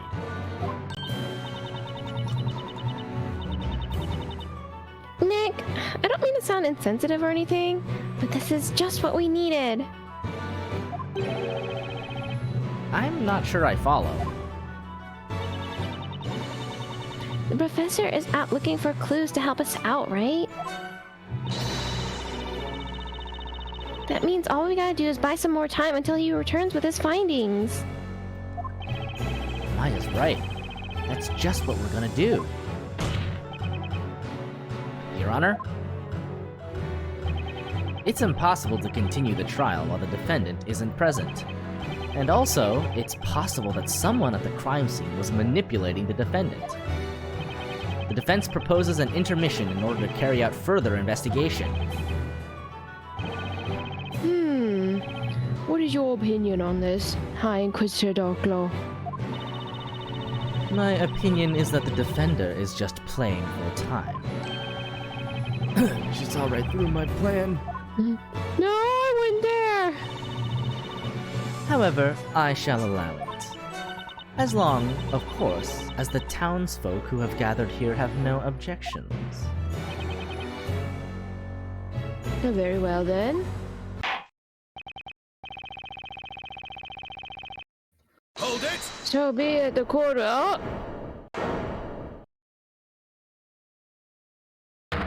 You, defender, stop messing around! What he said! What he said! You can't squirm your way out of this! What he said! What he said! 'Cause we know everything! What he said! What he said! We will reveal your wrongdoings to everyone gathered here! We shall do this!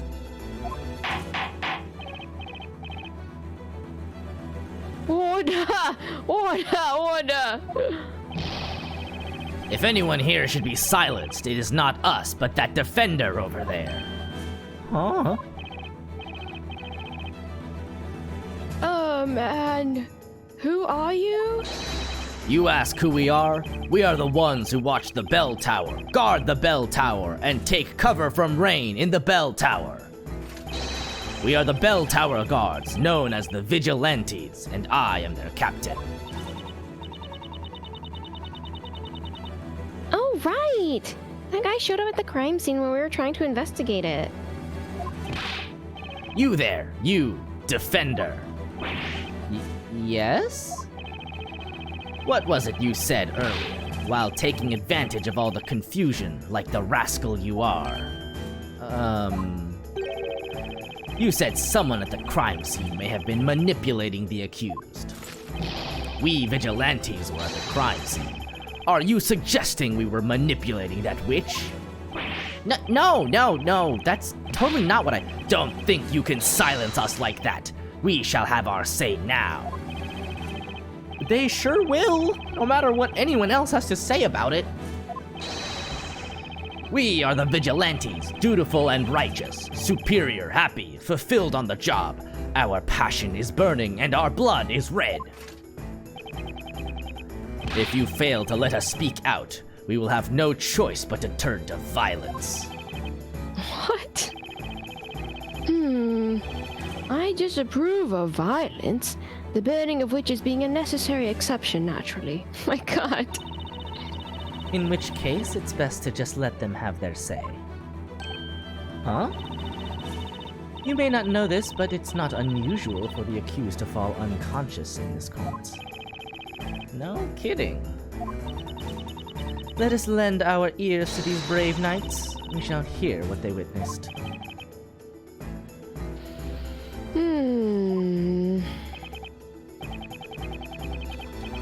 Very well. These knights will be accepted as witnesses. They may testify.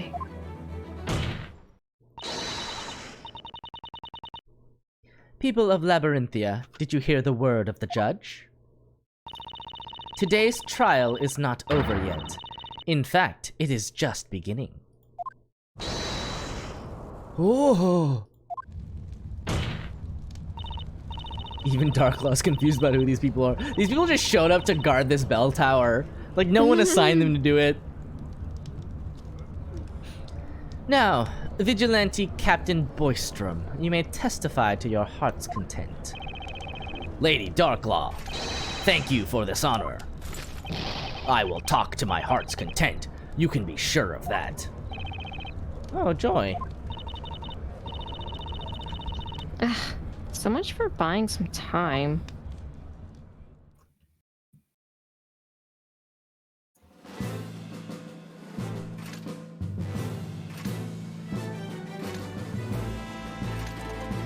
Oh my god! What's happening?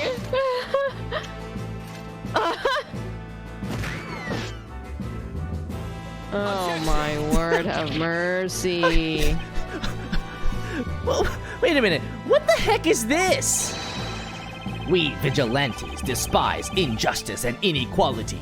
We shall remain united, friendly, confident, and self-reliant.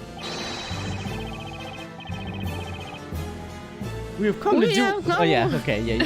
You can take this one. We have come to do away with this fiendish defender trying to protect the witch. We shall fight, and we shall protect our town from this villainous defender. Yeah, whatever. I just hear something crash onto the floor.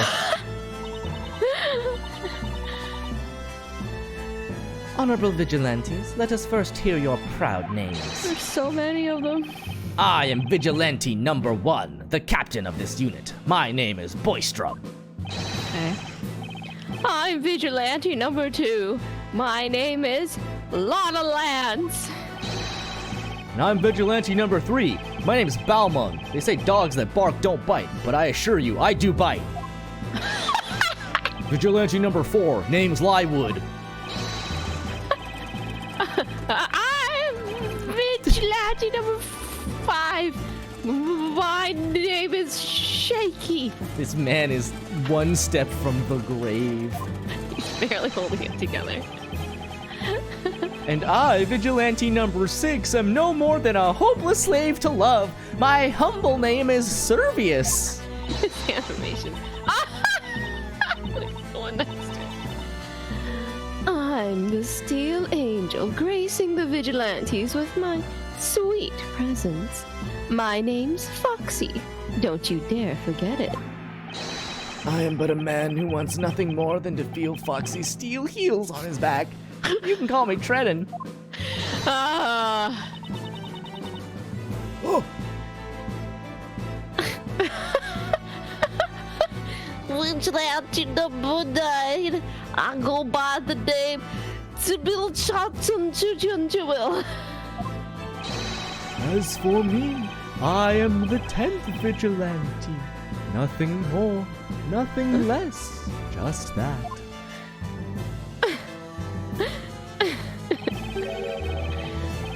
It's no use. I cannot remember that many new names and faces at once. Me too, Judge. Well, anyway, honorable witnesses, you may testify about this evening's incident. Tell us about everything you saw in this dreadful night. Got a real circus on our hands. Sure do. We have been guarding the bell tower ever since it appeared. No one's ever said a bad word about us. The defender tried to hide decisive proof that the girl is the Great Witch, but he couldn't fool us. Before the rain, after the rain, at no point did a single suspicious person approach the bell tower. But then suddenly footprints appeared on the bell tower stairs. When I saw them, I thought, it's that witch. My eyes went hazy. It made me shake and I got dizzy.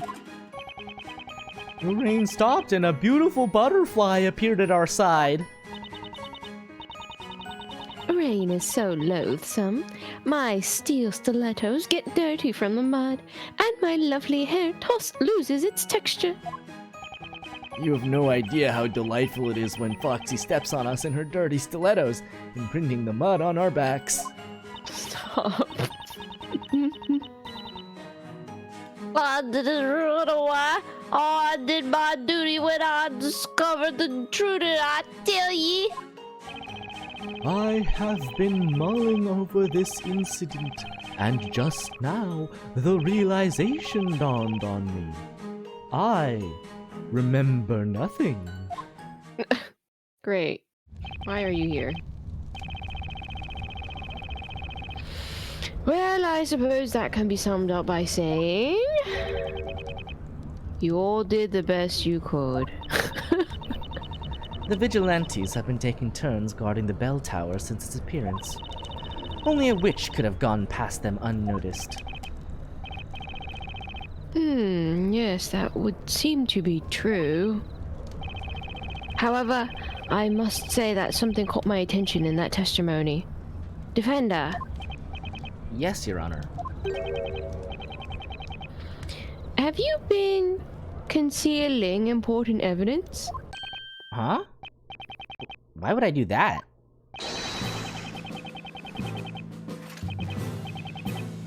Don't think you'll get off the hook by claiming you forgot about it. Right, Captain Boystrom? Of course he won't, Defender. You and your companion tampered with the crime scene and tried to sneak away with a very important piece of evidence.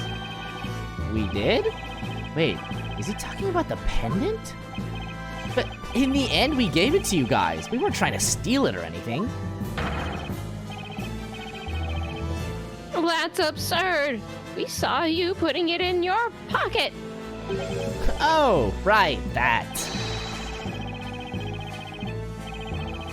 The evidence we retrieved from you has been passed on to the Inquisition. We have done our citizenly duty.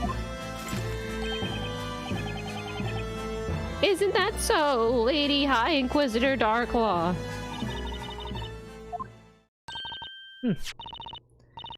This thing, was it? Oh, that's... the pendant that Espella Cantabella is always wearing, is it not? We've seen that thing. That's Espella's pendant. She never goes out without it. Wait, didn't she have it on earlier? That's weird. It has to be her after all. She went to the bell tower and used witchcraft. Very well. This pendant will be accepted as evidence. Well, the accused was caught in the act, so this pendant doesn't change the situation much. Although it should at least clear any doubts as to whether or not she was at the crime scene.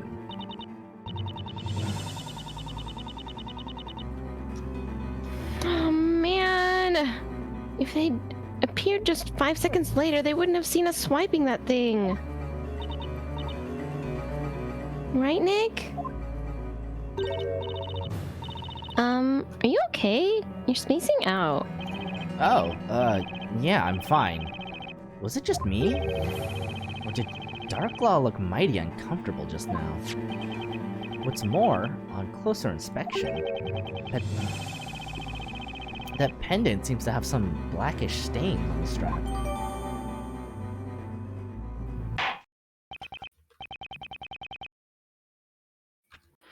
Defender, you may begin your interrogation. Where's your man's? He is currently in prison. Finn, I'm sorry, your man's is in jail. He's being held on charges of treason. Yeah, he went out like a G. He was trying to defend us because he knew that this was all fishy business, and so he was trying to defend Espella and like being like, I want to find the truth, and then He's a true knight. yeah, and then the lady Darklaw over here, the lady that is the Inquisitor, the prosecutor in this case, locked him up. Yeah, he's a real one. And then his dog like went and helped us out too. In his stead. That's right. We won't see him again, don't worry.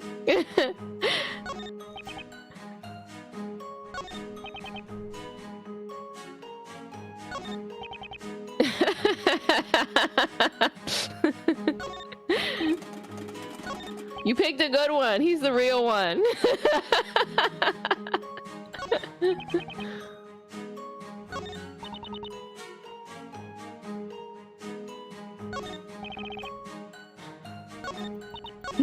Right, I did.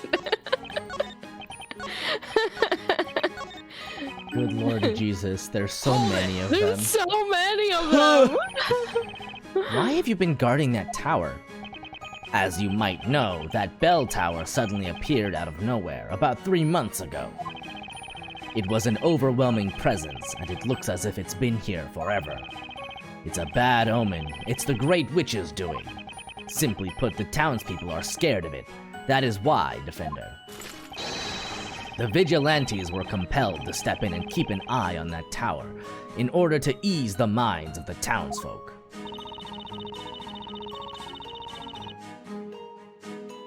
Rescue your mans. Alright, good night. Thanks for swinging by. That bell tower is in fact tied to 2 dreadful incidents. 2? You shouldn't have to ask. The alchemist committed suicide a few days after its appearance. Oh, right. She's talking about Belduke. And now, this most heinous crime. The murder of the storyteller.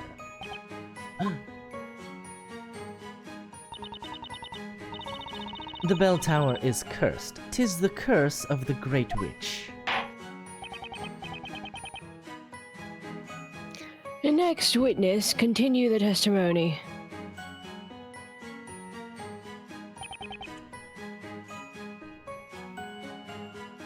Hold it! The proof you're talking about is this, correct?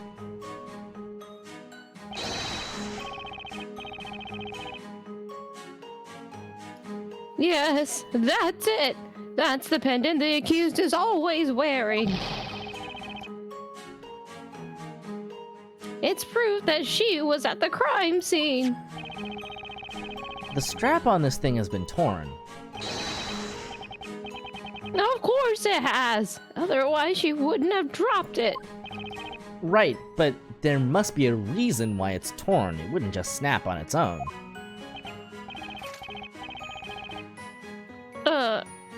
Yes, that's right.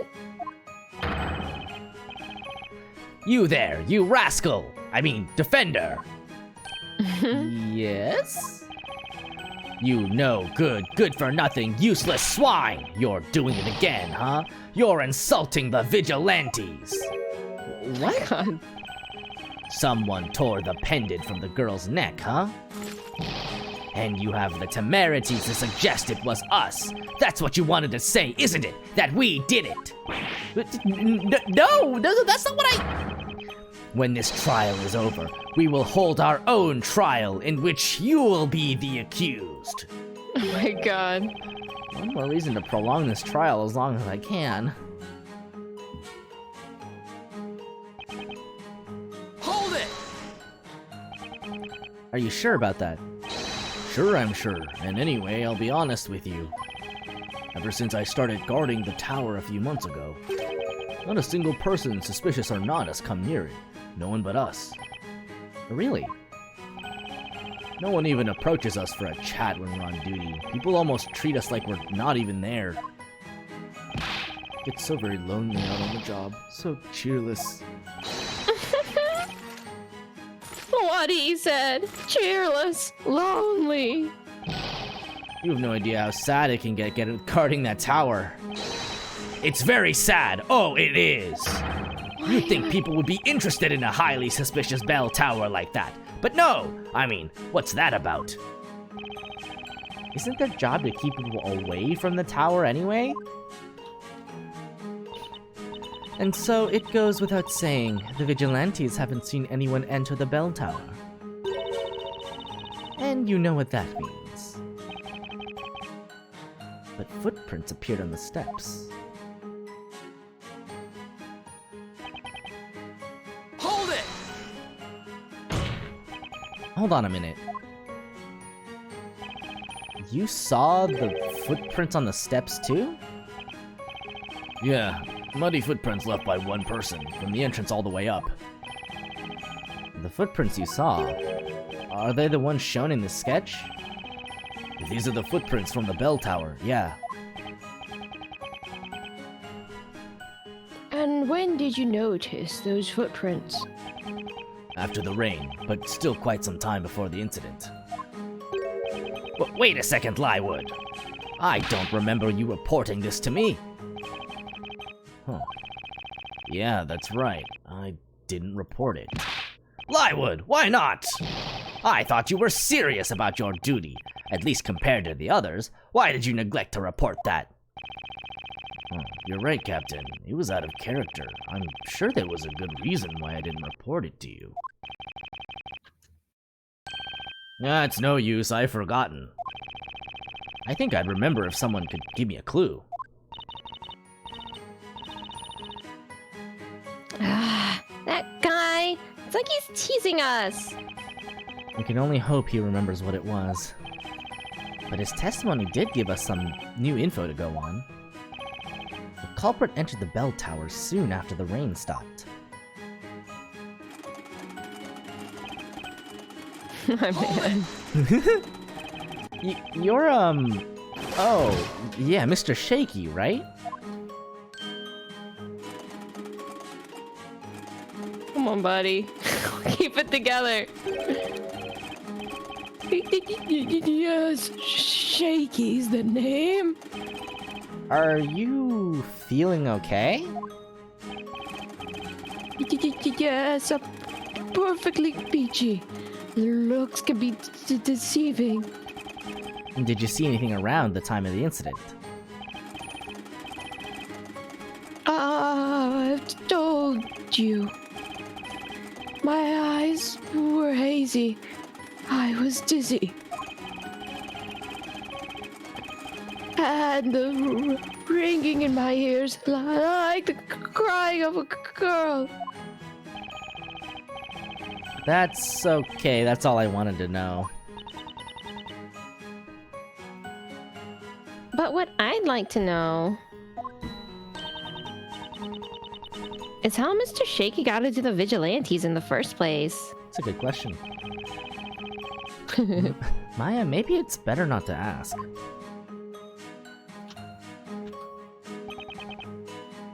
Hold it! A butterfly, you say?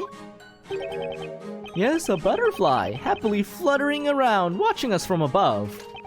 When I saw it, I thought, maybe my goddess has turned into this butterfly. What are you talking about? Gracefully moving from one flower to the next, like my goddess of love, the divine Foxy.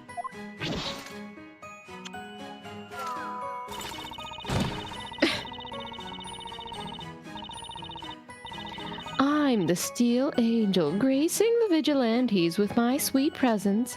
My name is Foxy. Don't you dare forget it.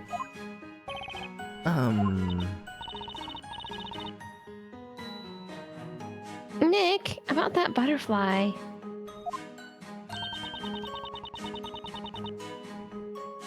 I think that must have been a witch using a transformation spell. Seriously? You think a witch turned into a butterfly and flew up the bell tower? By the way, what happened to that butterfly? Oh, well, it carelessly flew straight into the fire torch and burned. Huh? I felt enlightened by that sight. The butterfly cannot resist its dangerous attraction to the flame, even if it results in death. Perfect! Thank you! That was quite the exhaustive reply.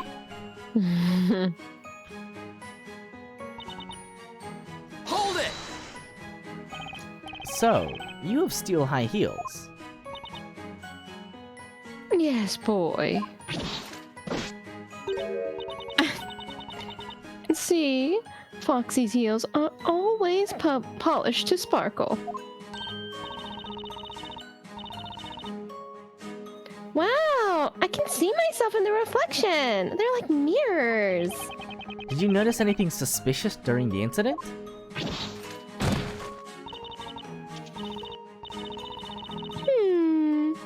Not really. I was busy having some tea at the time. You were having tea? I made it for her. Tea with milk is just the thing for rainy afternoons. But weren't you supposed to be guarding the bell tower? I couldn't possibly walk around in the rain. My stilettos would get dirty. Oh, these lovely stilettos. Their tips are as sharp as Inquisitor Barnum's sword. And when they grind against my armor with such force and passion, I am the happiest man on earth.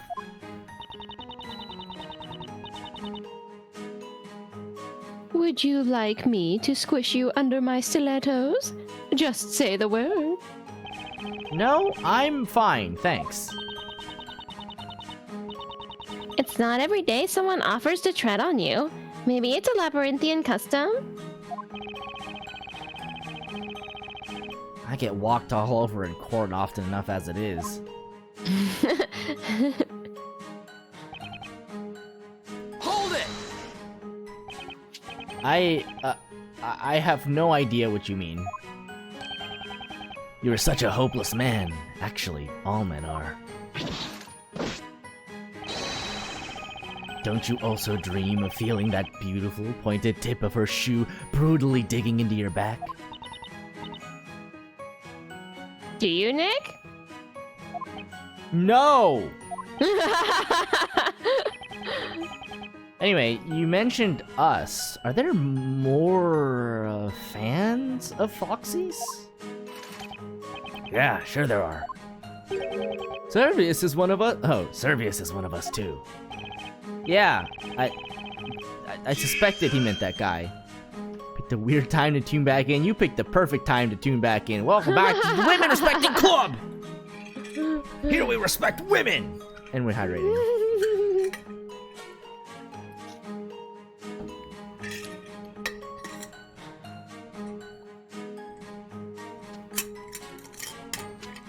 Women and their stilettos. Oh, that look! You're not averse to that sort of thing either, eh, Defender? In that case, have a look at this! It's the mark left by Foxy's stiletto! Wow! Isn't that amazing?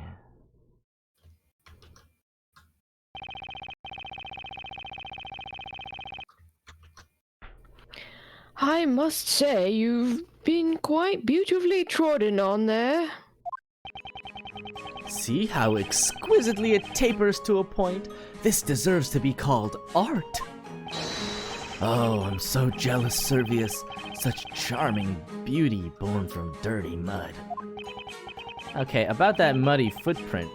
Why didn't you wash it off? What? Don't be silly! Have you ever exchanged a handshake with a beautiful singer? It's just like that. Anyway. Foxy was wearing high heels that whole time. That's an important point, I think. Hold it!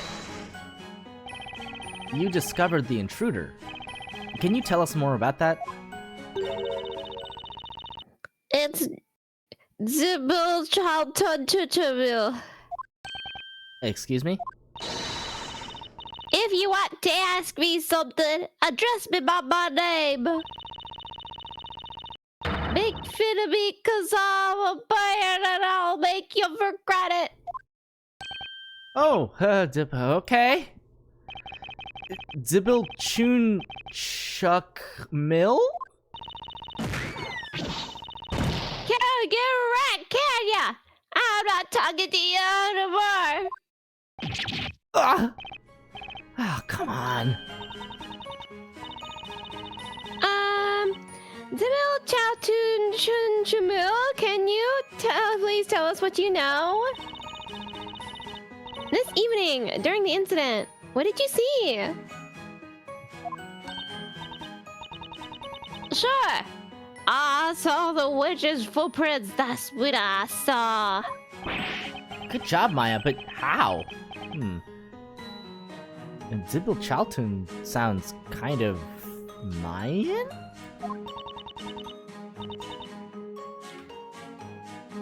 Zibil Chowtun the Chun to you. Jugemu, Jugemu, Jugemu. Stop! These footprints drawn in this sketch?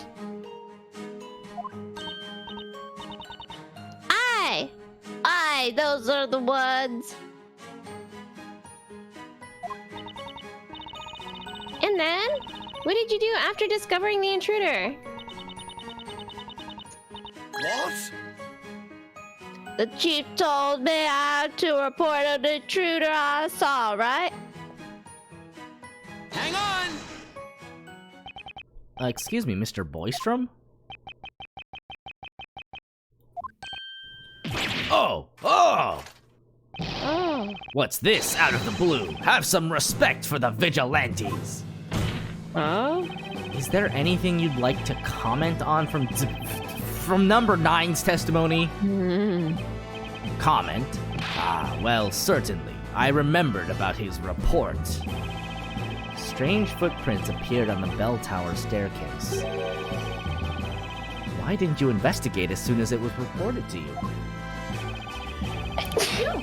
Bless. Excuse me, thank you. We are the fast-footed vigilantes, the most dutiful of knights, giving our all for the utmost sense of accomplishment. It is unthinkable that we would not launch an investigation after a report like that. And yet, I don't recall any such report being passed on to the Inquisition. That's right, I had my hands full with assigning tasks to each of the vigilantes myself. So I got hold of a reliable vigilante and gave him the following order. Investigate the suspicious footprints that appeared on the staircase. Immediately, that's what I said to him. Who was that reliable vigilante? Huh? It was... Well, I'm having a bit of trouble remembering just who it was. But I'm sure it was a young and high-spirited vigilante. Hang on! Oh no! Can I ask you something, Mr. Shaky? Not Mr. Shaky. Nick, don't! You can't expose that poor guy to your ruthless questioning. Just look at him. He may not be able to take it. How am I supposed to talk to him then? Okay, let's try this again. Please excuse me, Mr. Shaky. The person the captain asked to investigate the suspicious footprints, was that you by any chance?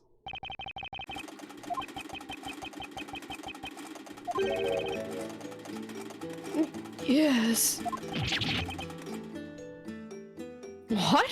It was him? Oh boy. I feel compelled to say this, but... although Mr. Shaky may be young, very few would describe him as high-spirited. Huh? What? That may be so, but what of it? Ugh. Mr. Shaky, did you not follow your orders? Didn't you investigate the footprints? I investigated them, of course. Orders are orders. Everyone looked to be very, very busy and no one would listen to me. Now, someone finally asked me about it. Vigilante Shaky, ready to report.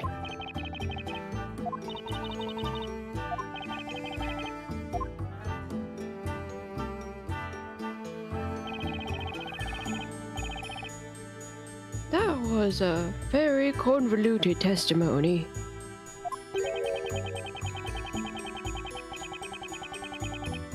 But at least now we know that this young man's report didn't reach anyone because his seniors were too busy to listen. Yeah, people treat me like a bird. Did my report go to waste?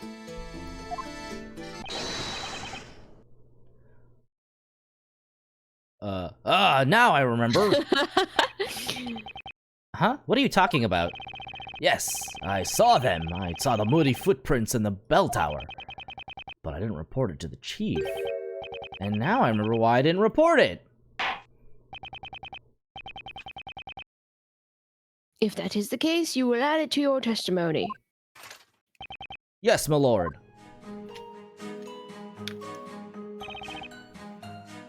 When I saw those muddy footprints, at first I figured they were Foxy's. Hold it! You thought the footprints were Miss Foxy's? Yeah, she's always doing whatever she likes, causing us nothing but trouble. I was sure she'd entered the bell tower to take shelter from the rain, leaving those footprints.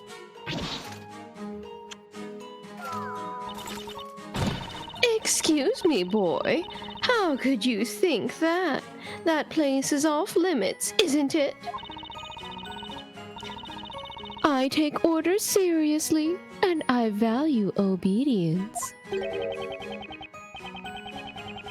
Foxy, give us any orders you wish. We will obey you whatever you require of us. However, you told us a different story before, Mr. Lywood. You previously stated that when you saw the footprints, you thought they were those of a witch. Did you think that Miss Foxy was a witch? Well, I didn't mean it literally. It's just that Foxy can be such a bother, you can't help but call her a witch sometimes. You can understand that, right? Damn, not a women respecter, huh? You can see what kind of person she is. If that's the case, then the footprints you saw in the bell tower must have looked like they were left by stilettos. Yeah, those stilettos. She likes to dig them into the other men's backs. There are men in this world who enjoy that sort of thing too. Wait, maybe it's him. Oh. There are men in this world who enjoy that sort of thing too. Well, it's best not to think about it too much. We'd never mistake those footprints. Foxy's footprints are unique. Lywood thought they were just Foxy's footprints. So that's why he didn't report his findings.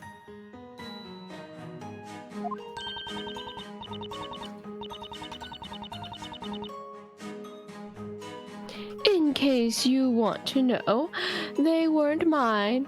I didn't leave those muddy footprints in the bell tower. Now, that's weird.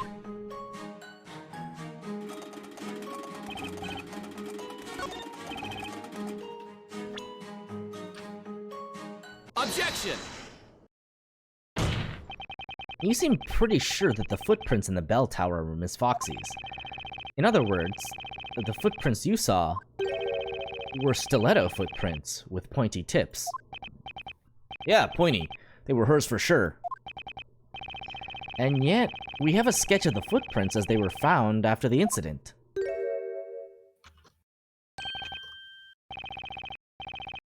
Oh, those footprints. They have rounded tips. So you see, Mr. Lywood, your testimony contradicts the evidence. No way.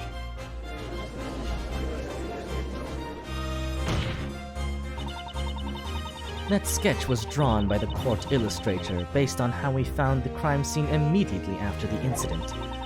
I can guarantee that the sketch is accurate.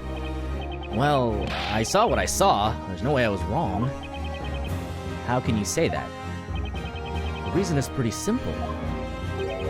If I'd seen footprints like those in the sketch, it wouldn't have occurred to me that they might be Foxy's. Exactly. Those are nothing like Foxy's. Sweet Foxy's footprints look like this.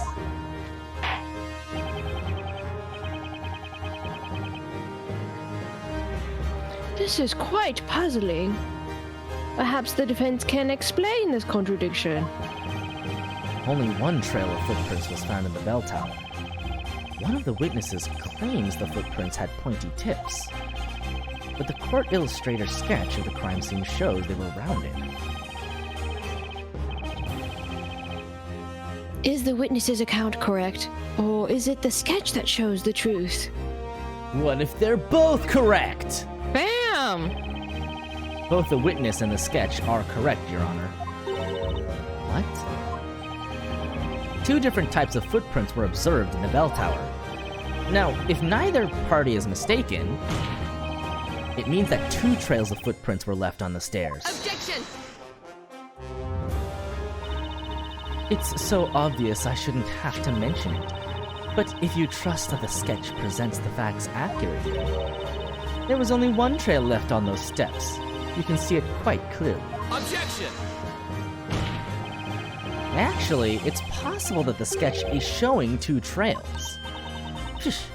And how would that be? Let's organize this evening's events on a timeline. Mr. Lywood discovered the footprints soon after the rain stopped. Which means that at that point, someone had already entered the bell tower. Yes, that would be the case. The footprints that were observed then had pointy tips. And then, sometime later, another person went up those stairs. But that person left different footprints. Footprints that had rounded tips. Oh, I think I can see where this is going. I'm glad you follow, Your Honor. You see, the second person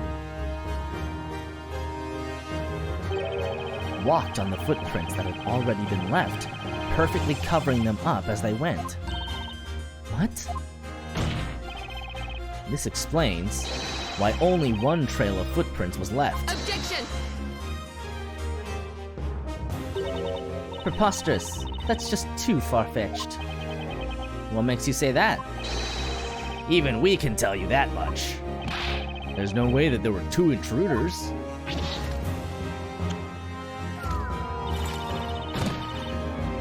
It's a big stretch, honey. And if a body of them was a witch that was invisible. We would have seen the other one. What you're saying makes sense, but it's a fact that none of you noticed the second intruder. And the only explanation for that is that the second intruder was also a witch who had also made herself invisible when she entered the bell tower. What the heck?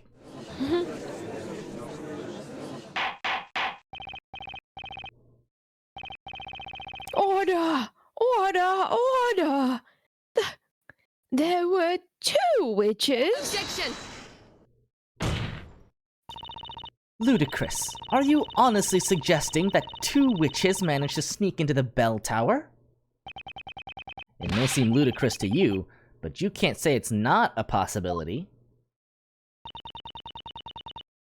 It's easy to bat around possibilities, but your theory alone doesn't change anything. Or perhaps you have some proof to support your little story. Because we do have proof that Ispella Cantabella was, in fact, in the bell tower at the time of the crime. Not only was she seen by many people, but this was found at the crime scene afterwards, too. Ispella's pendant, huh? If you think there was one more person in the bell tower, then prove it, Defender.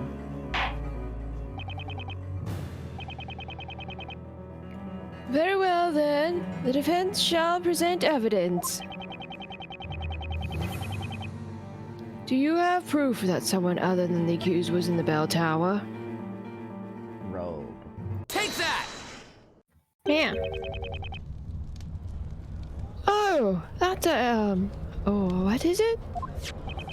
This robe was found at the top floor of the bell tower. As you can see, it's way too big for Ispella.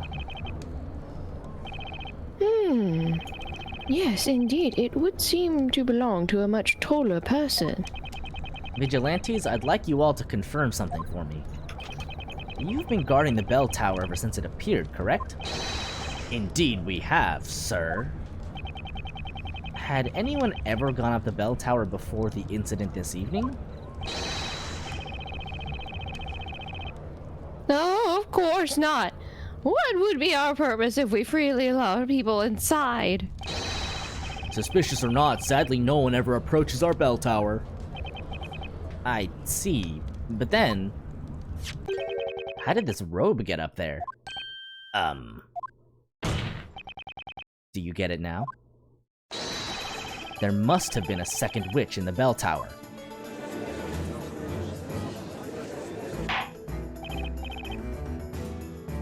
Order! Order!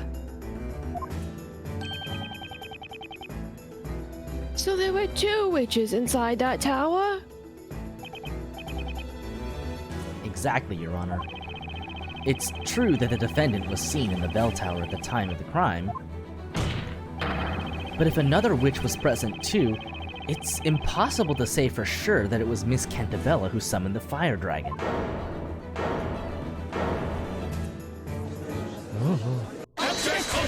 Jesus Christ. Oh my god! Calm down, everyone. We must not let this defender confuddle our understanding of the situation. It was the Great Witch Bezella that summoned the fire dragon. I'm gonna expose her for what she is. We've braved fierce rapids, scaled high mountains, and crossed vast plains to testify in this court and expose the Great Witch. What are they talking about? You'll know soon. High Inquisitor Darklaw, permit us to testify again. You believe you can reveal the truth about the accused? Yes, Lady Darklaw. We may be just a bunch of commoners, but we shall offer you our testimony with passion, purpose, and plausibility. Let us speak now, for the sake of Labyrinthia. Oh man, for the sake of my sanity, please don't speak. Permission granted. May your words be as sharp as swords, and cut through all lies and fallacies straight to the truth.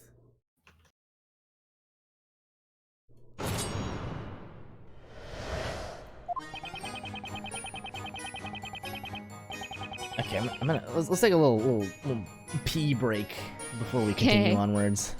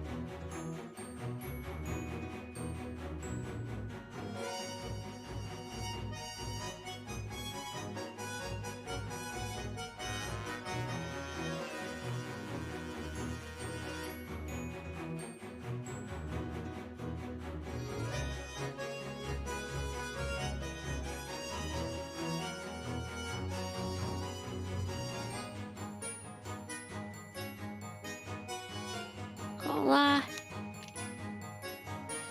Oh, it's not back yet.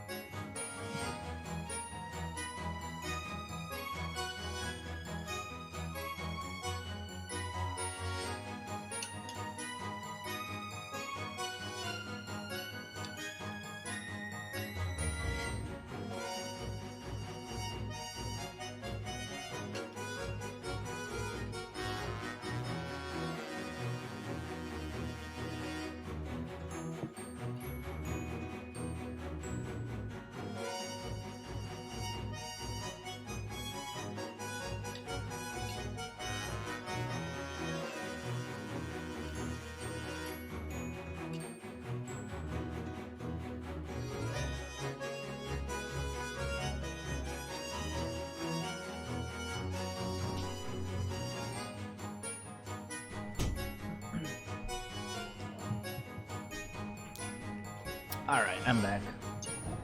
What about? For whatever reason, I was really craving a bowl of cereal, so I had one just now. That's funny. I got a bowl of soup. Wow, cereal is a soup if you think about it. Yeah.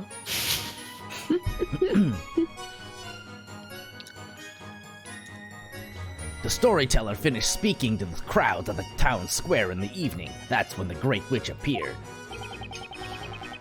I still cannot forget the sound of that terrible incantation. It was undoubtedly that girl's voice. We ran towards the tower as soon as we saw her, keeping our eyes on her to make sure she didn't escape. We split into two groups at the entrance, one group to guard it, the other to chase down the witch. I was in the first group. I was one of the pursuers. I ran into the tower and caught the witch. And then I hydrated. Not high.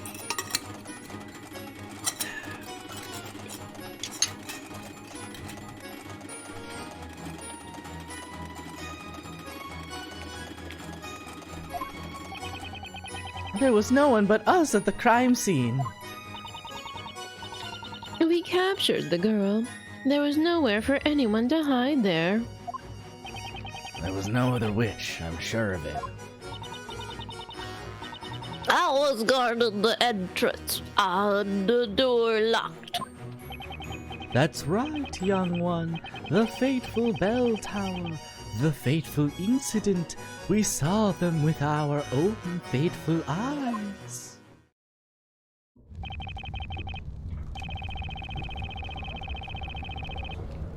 Well, I suppose that can again be summed up by saying, you all did the best you could. The vigilantes were the first to arrive at the crime scene. Their testimony is credible. It does seem so. And if what they say is indeed true, it would be decisive proof of the accused's guilt. Our opponent is a witch, the Great Witch to be exact. Things probably aren't as simple as they seem. If you think so, feel free to look for any cracks in their testimony. If there are any, and if you're up to it. Defender, you may begin the interrogation. Cross-examination.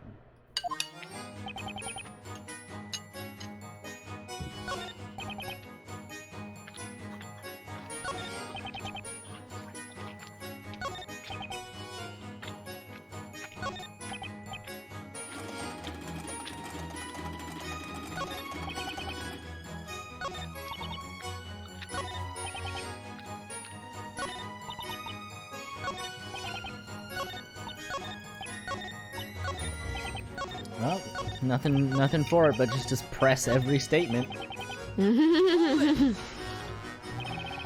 Surely before sunset, there were lots of people in the town square, weren't there? All the people were in the square. You read the contents of the story, didn't you? The town's grand finale was kind of a big deal, huh? It happened only several hours ago, a sight we'll never forget. The storyteller noticed the Great Witch first.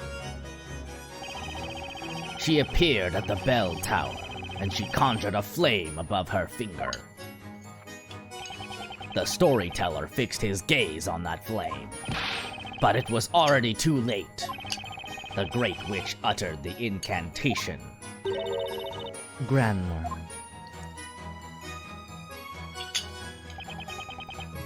Hold it! And by that girl, you mean... What a question! I mean, Espella Cantabella. Who else? She took her father's life with that fearsome word. Yeah, no doubt about it. That voice belonged to Espella Cantabella. That fiendish voice. It even made me shudder. A little. Oh yes, she shouted that dreadful incantation. Ignes! Oh, okay, wrong trial, Grandpa. It wasn't even the same witch. It looks like they all remember her voice. Well, to be honest, I also think it was Espella's voice. Maybe it's better not to dig too deep into this topic. Hold it! Were the vigilantes the first to arrive at the crime scene? Of course. I was worried the Great Witch may escape us, so I never took my eyes off her until I reached that bell tower. You didn't lose sight of her even once? No, even when I tripped on a pebble and fell down, I kept my eyes fixed on her. Oh. You fell down? It's dangerous to run without paying attention to where you're stepping. I saw my fellow vigilantes capture the Great Witch. That's when I tripped and fell. It was impossible for someone else to have traded places with the person who summoned that fire dragon. Therefore, the Great Witch Bezella can be none other than Espella Cantabella.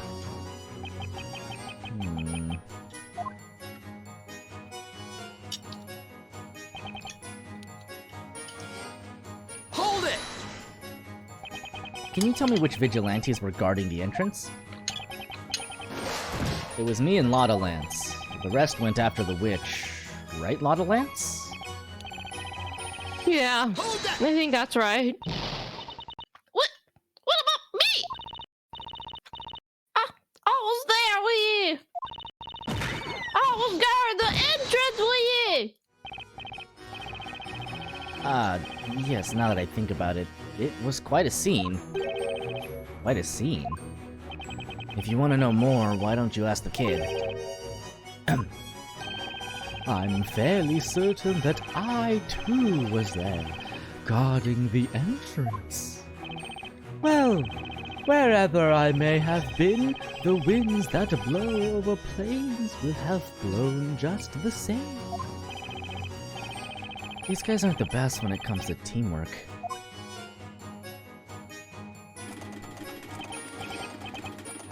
Hold it!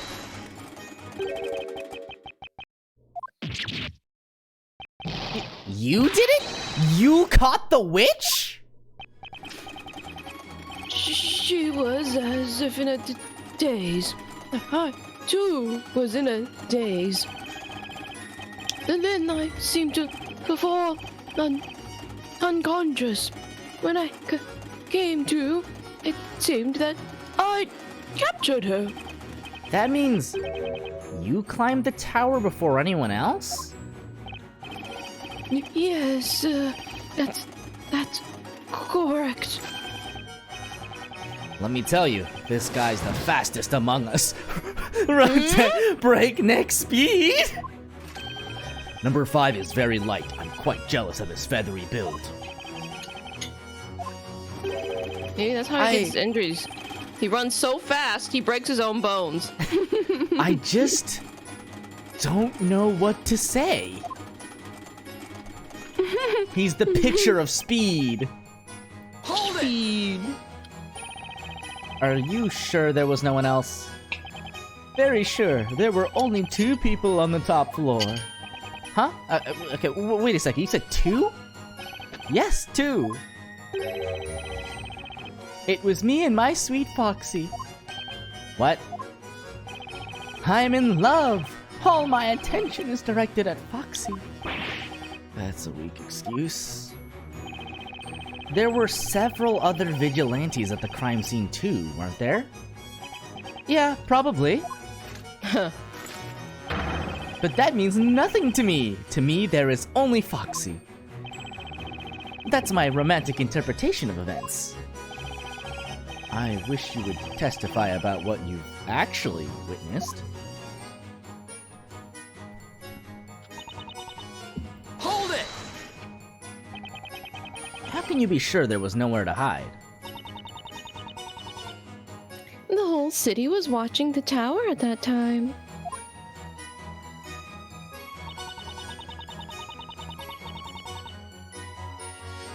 If the witch tried to climb down using a ladder or something, she'd have been seen.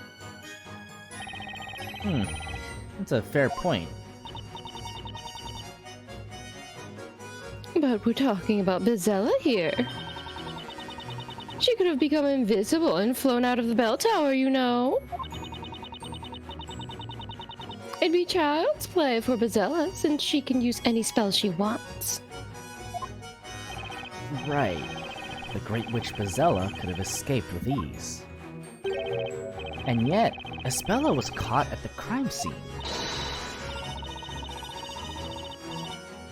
Hear that, Nick? That's further proof there's no way Espella is Bezella, right?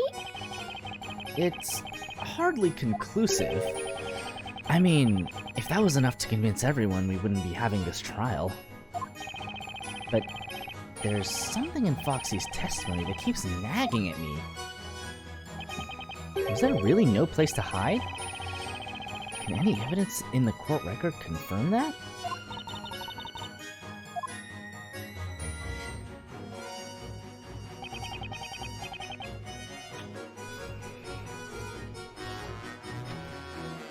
Hold it! A witch could have used magic to remain unseen. Sorry to disappoint you, but no one used any magic at that time. What makes you so sure? To cast a spell, a witch needs to stay that spell's incantation. And we heard no incantations, nor any other suspicious noises. Oh, Jesus! Everyone had a lot to say about that. Hang on! Mr. Shaky? Oh my god, help him! I didn't mean to startle you. Do you have anything to add to Mr. Tredden's testimony?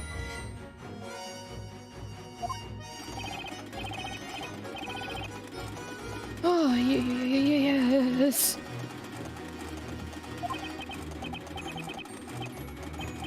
I think there was something. A strange noise. You actually heard something at the crime scene? And you say it was a strange noise.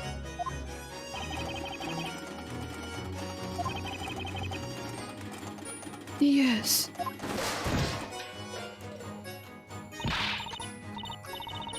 Look what you did, Nick! That's just cruel!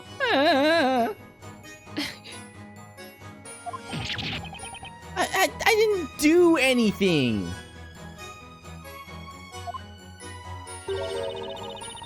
I can't remember if I heard anything odd when we were in the bell tower. Excuse me, Mr. Shaky?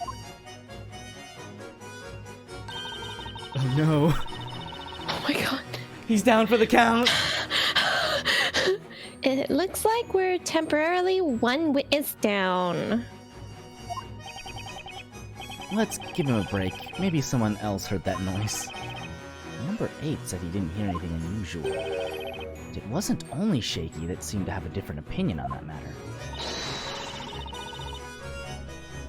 Let's question the other witnesses too.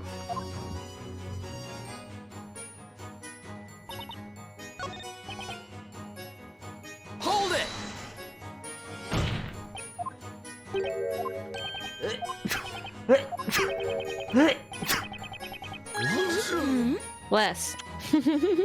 Thank you. What? Everybody's got something Why to say. has everyone got something to say?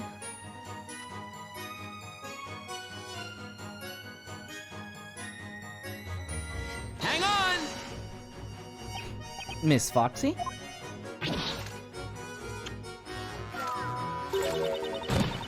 What? Would you like to ask Foxy a question, Defender Boy? I'd like to know what you think about Mr. Tredden's testimony.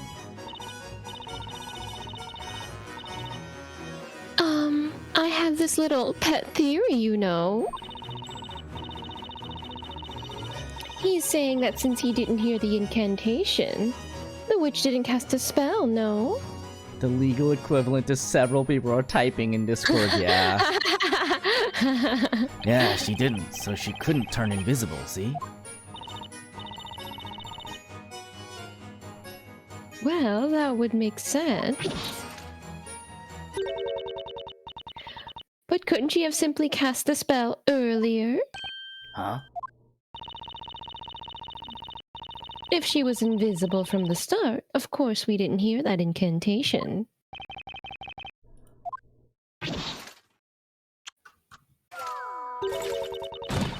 So I think you've made a fool of yourself, sweetie. I have. It's just as you say. Oh, the public humiliation. Walk over me more. Let me be your doormat. This is just a lot. It looks like the testimony went kinda off the rails there. Tell me about it. Just leave them to themselves. And don't make eye contact. But, you know, it wasn't just Foxy that seemed to be thinking about something during Tredden's testimony. Okay, let's question some more people.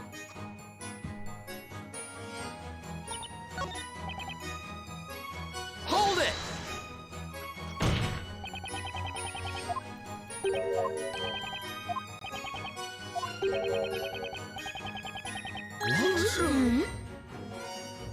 Hang on! Excuse me, number 6? Yeah, I'm sort of busy thinking about something right now. What do you think about Mr. Tredden's statement? Is there anything you'd like to share with us? Well, kind of. Just a thought I had. Tredden's saying that since he didn't hear the incantation, the witch didn't use magic, right? Yeah, she didn't, so she couldn't have turned invisible, see? That's some surprisingly good reasoning, especially coming from you. But couldn't she have simply cast the spell earlier? Huh? If she was invisible from the start, of course we wouldn't have heard that incantation.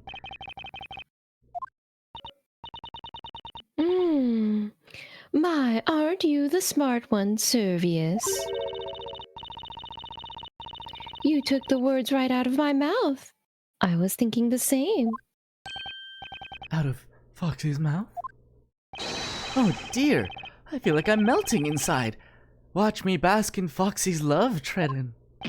Ah, the envy, the jealousy, the chagrin! You make me suffer so, Foxy. It was a noteworthy testimony. But this witness wasn't...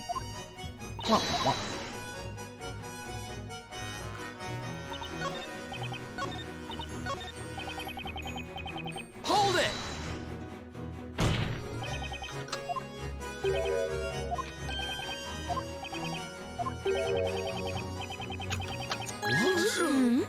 Alright. Time for the old man. Hang on! Excuse me, Mr. Wordsmith? I do not know anyone by that name. Brother. Yeah.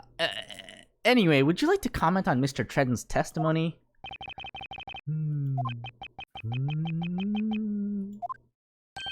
I see you have nothing to say. He's in Greenfield mode again. Do not rush to conclusions, young one. I am on a green field, sky-clad, watching petals dancing in the wind. Yep, I knew you'd say that. And yet, a single shaft of light has shone through the dark abyss of my memory. I heard something in the bell tower when we went to apprehend the witch. Huh? What did you hear? Was it an incantation? No, it wasn't an incantation. Nevertheless, it sounded like a woman's voice. Mr. Wordsmith, this is extremely important information. Please add this to your testimony. Yes, I shall do that. It's best that I tell you about it now, before I forget again.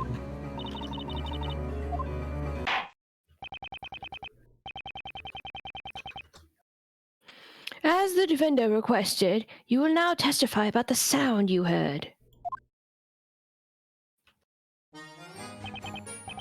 I recall hearing a woman's voice, a faint, delicate sobbing, no less. Hold it! You heard a woman sobbing? Yes, sobbing, or perhaps wailing. Ee, ee, ee. She sounded a bit like hinges in need of some grease. Boy, his falsetto packs a serious punch. And there was another noise too. Clack, clack, clack, clack. What a pleasant sound. Rather like that of wooden cogs in motion. Huh? And another sound. A clink-clank of chains creaking. We've come a long way from the sound of a woman crying. Oh,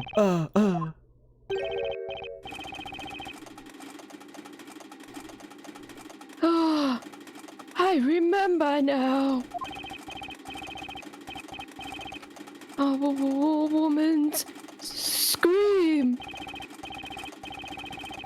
It was likely the contraptions.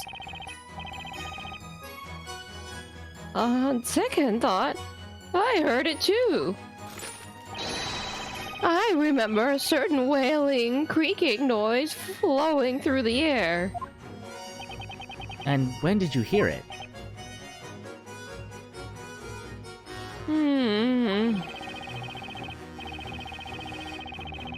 We ran to the bell tower, and I think it was when we arrived at the entrance.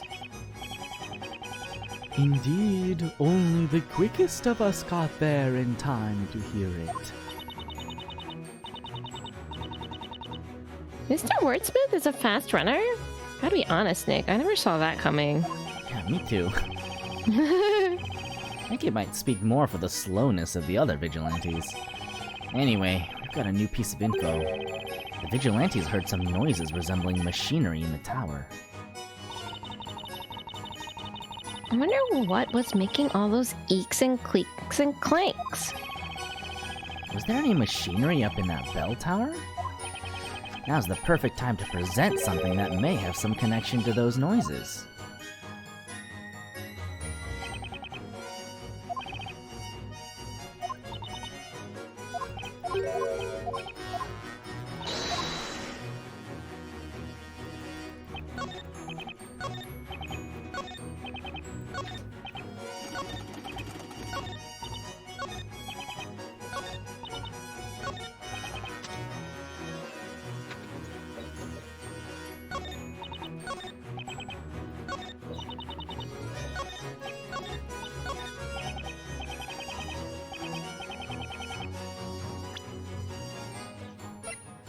Objection!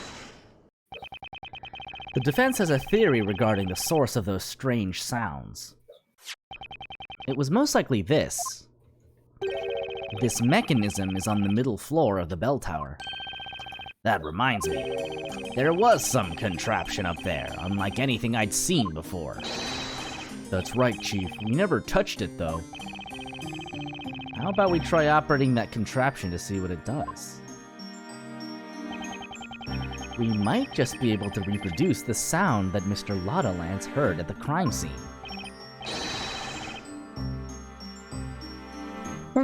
You might be on to something. But it was I who testified about it before that young man. I talked about it too. All in this together. Well, you've got my curiosity. Let's see you set that contraption in motion. My lord, just leave it to me.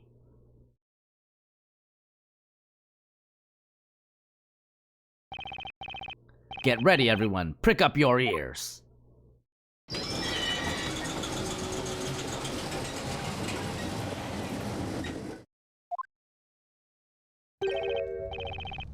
That's it. That's the very same sound I heard. Oh, it is. That's what I heard as well. Yes, that's it.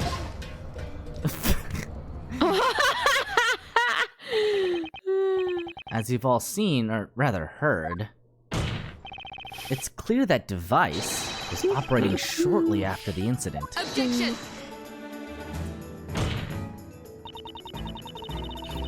This doesn't change the fact that we know nothing about what that contraption does.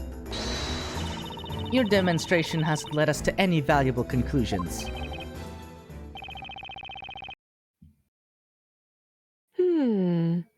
High Inquisitor Darklaw has a point. It's not like I don't have an idea what that machinery was used for. But how should I go about proving it to the court? I guess I should confront Madame Butterfly over there about her testimony.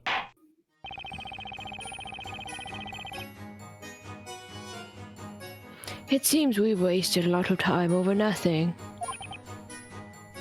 Defense, you may continue the interrogation.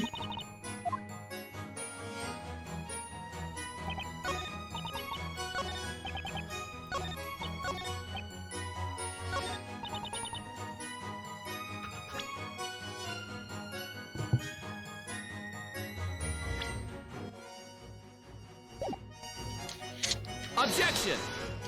Oh no. Uh-oh.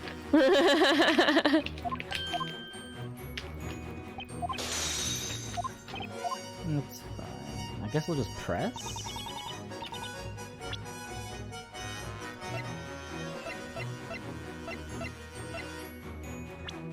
There's a bell tower plan.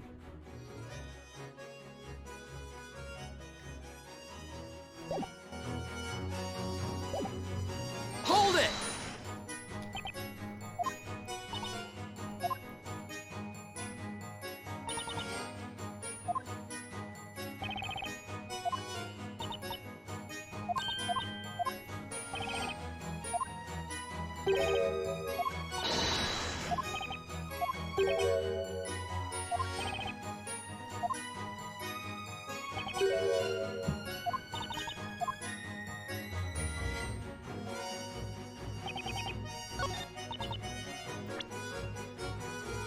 Objection! The eyes of the whole town were on the bell tower, and the entrance was locked. Witches may be able to make themselves invisible, but they can't physically disappear. Which means it's not unreasonable to suggest that escaping from the bell tower was nearly impossible. However, hiding themselves after the incident is a different story. That's the sketch of the bell tower, isn't it?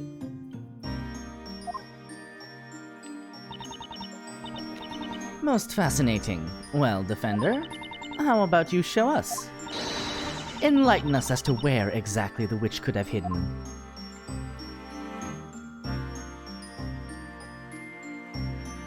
At the tower, at the top. Got it! Yeah. She hid here, of course, at the very top of the bell tower. Objection! It may seem like a plausible place to hide.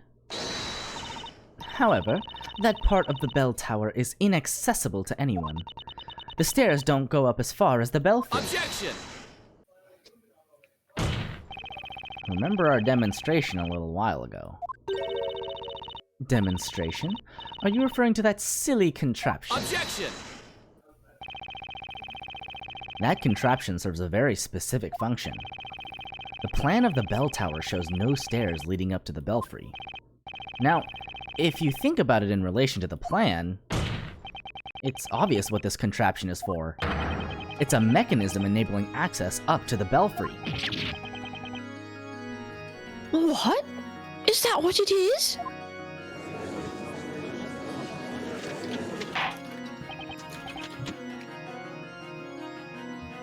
Order! Order!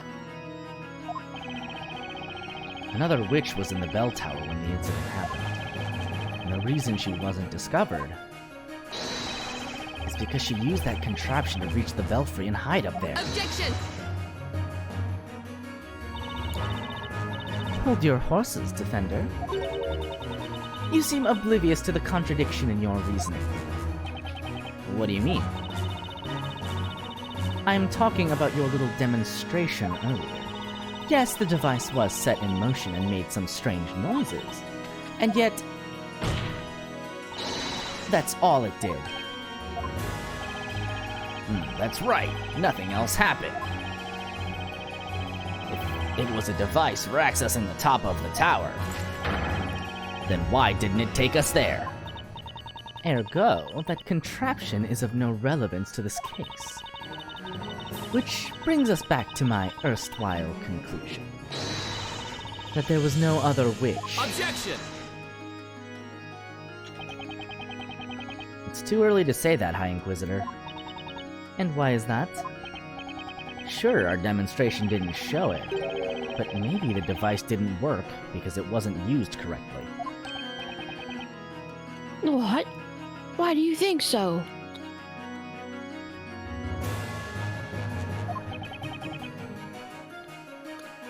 My reasoning is simple.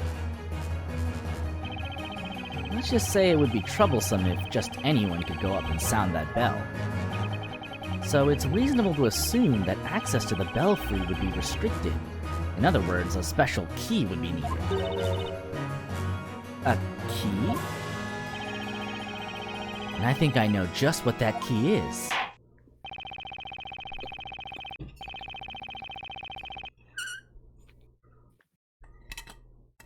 Before I ask you to present evidence, I'd like to summarize your theory. You believe that there was another witch in the bell tower at the time of the incident, and that this witch used a contraption within the tower to make her way up to the belfry and hide there. Your whole theory rests solely upon that contraption. If it doesn't allow access to the belfry, then your reasoning is completely wrong. I'm sure you know what that would mean for Aspella. Your mistake would seal her fate. Yes, I'm aware of that. Alright then, the defense shall prove its theory. Show us this key needed to operate the contraption in the bell tower. Take that! The key to the contraption is this pendant. That belongs to the accused, doesn't it? That's right. We found it at the crime scene. Now, if we take a look at the bottom part of this contraption, there's a depression here about the exact same size of the pendant. Oh yes, I remember it. A hole in the shape of that pendant. But I don't get it. Why would that pendant be the key to the bell tower? I don't know either, at least not for now, but the point is, it definitely is. With this pendant, we should be able to operate the contraption and access the belfry.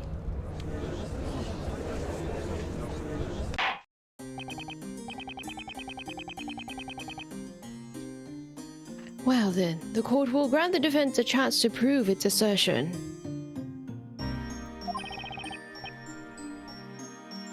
However, you shall be given one chance only.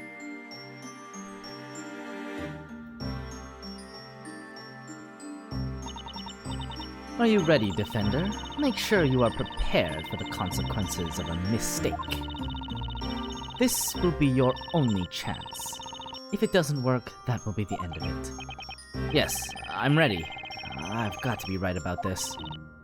Good. To be honest, this looks like a puzzle. I wish the professor was here. This is totally his field of expertise. Are you ready, Nick? Should we give it a try? Yeah, it's gotta work. Spella's fate depends on this. Talk about pressure. I gotta stay calm. Oh baby, you know it's puzzle time!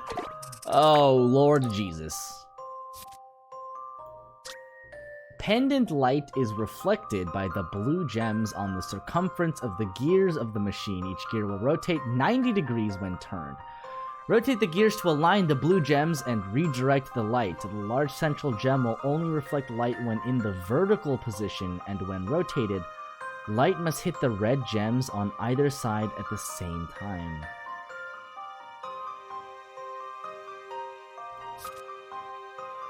Okay. Rotate the central gear so that...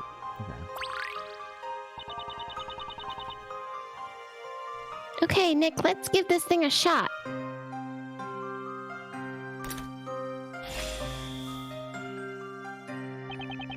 Whoa, a beam of light. Of course, this must be the key. That light is just begging to be pointed at one of those red gems. You're right. Still, it looks like there's some kind of trick to the whole thing. A trick? Yeah, think about it. There are 2 gems. I bet we have to light them both simultaneously. Looks like we're gonna have to do it with only this single beam of light, too. What? Are you sure we can pull that off? I have no clue, but we've got no choice but to try. All we have to do is move the gears and bounce the light off those blue gems. Hydration, Tom. Ah!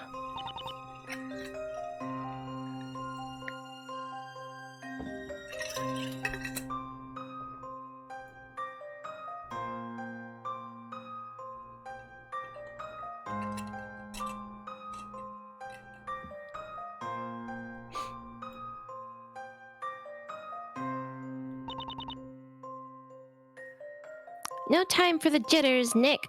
We've got to make this work. For Spella. Okay, so...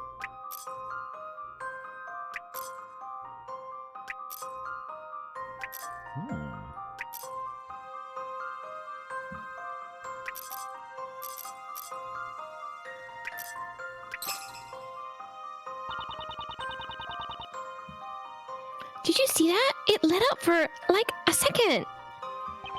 Yeah, it did, but that was only 1 gem. What gives? Nothing's happening. What exactly did you expect? The gems must be lit simultaneously. But there's only 1 light, it's impossible. Indeed. Now then, I believe we have our answer. It is, as you say, impossible. Oh. Wait a second, let me try this just one more time. That will not be necessary, your time is up. Or have you already forgotten? You were given only 1 chance to back up your claim. No way.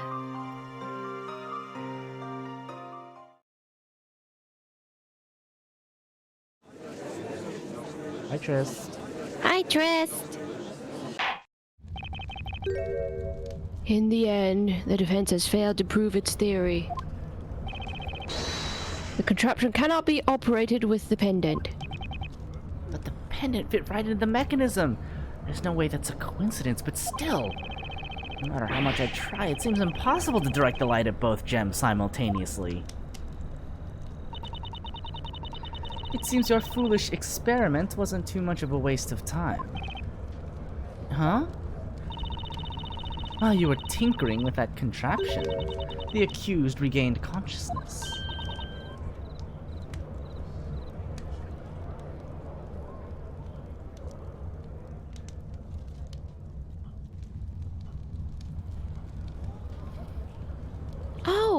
Espella! Is she okay? Well, despite seeming a bit confused, she's in better shape now. Although, I wouldn't describe her situation as okay. Quite the opposite, in fact. Don't tell me you've forgotten your agreement with the judge. First time you catch one of these cool outfits as usual? Yep, that's very true. They're all dressed up.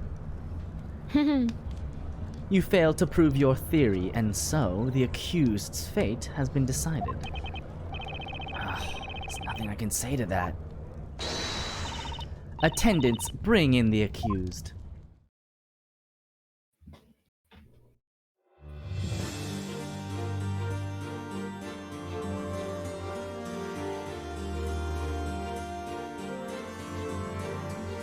Accused, the trial has reached its conclusion in your absence.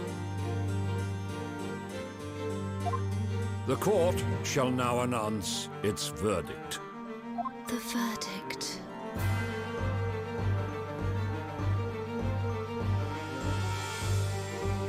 You are the Great Witch, and your true name is Bezella. This evening, a terrible crime took place. You killed your father, the storyteller, using the spell Grandworm. Does the accused have anything to say?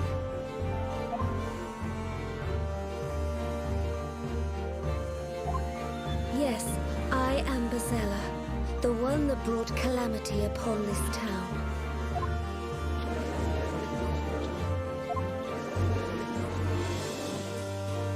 And my memories are proof of this. I remember the legendary fire in which this town was burned to the ground. And this day several hours ago, I summoned a fire dragon and took my own father's life. There is no doubt that the Great Witch is a part of me. I understand. Hold it! No, Espella, you can't! Don't say that. You're under a spell. Don't give up just yet. Fool. What? You've been fighting a battle in this court.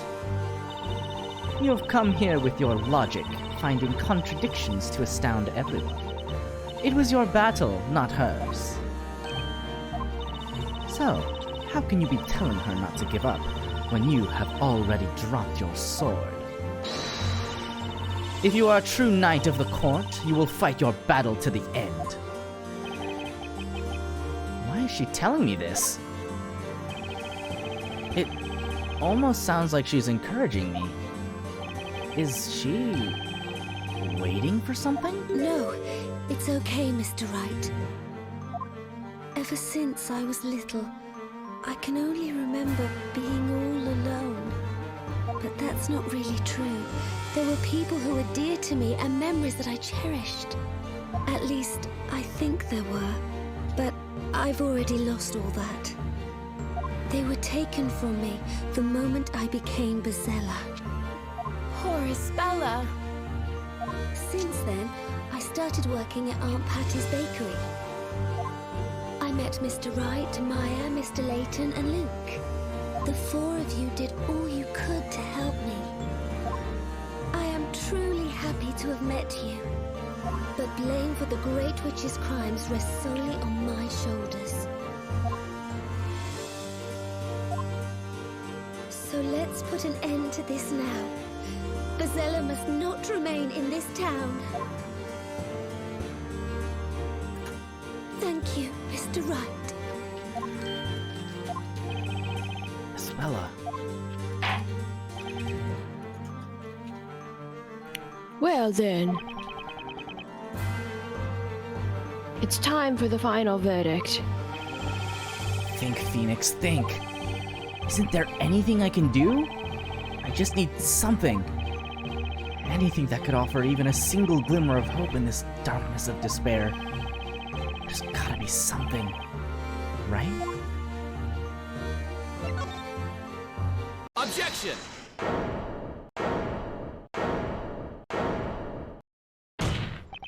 Your Honor, please hold off with the verdict.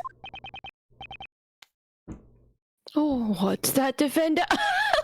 He's gonna hit you with that thing.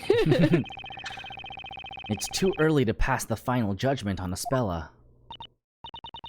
What? Explain yourself. You said earlier that the trial has reached its conclusion. But there's something we have yet to examine.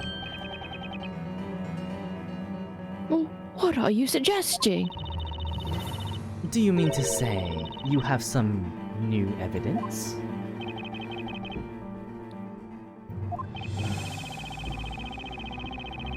But surely there can't be any new evidence at this late stage. Very well, Defender. We shall play along with you just one more time. Now, show us this evidence that we haven't seen yet. The new crucial piece of evidence is...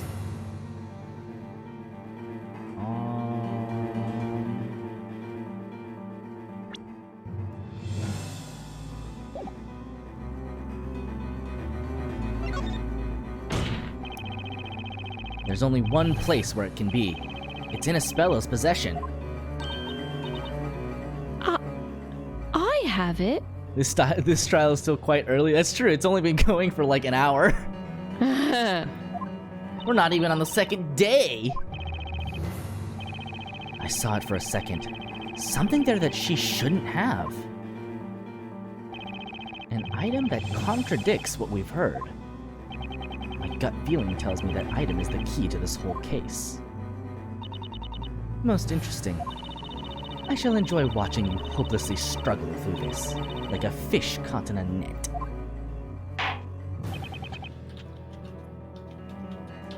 Now, Defender.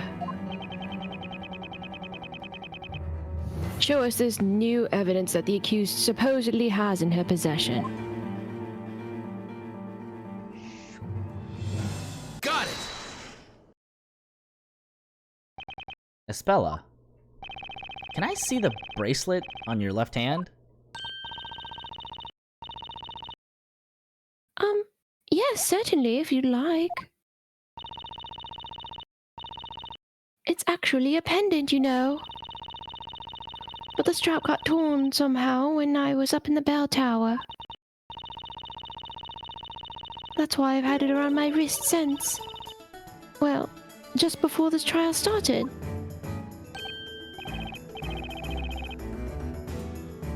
But this pendant... It looks exactly the same as the one we already have. Wait a minute. What's all this? We confiscated her pendant at the crime scene. Why? Why is she wearing it now? I don't get it. It's giving me a headache. So I was right. I have another question about this pendant.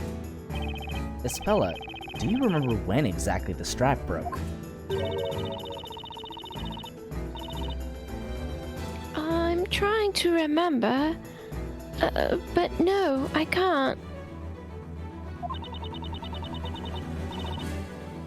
I know it was still fine when we parted ways, but... In other words, she has no memory of it. She doesn't remember when it broke, or when she tied it to her wrist. That's certainly bizarre, I must say.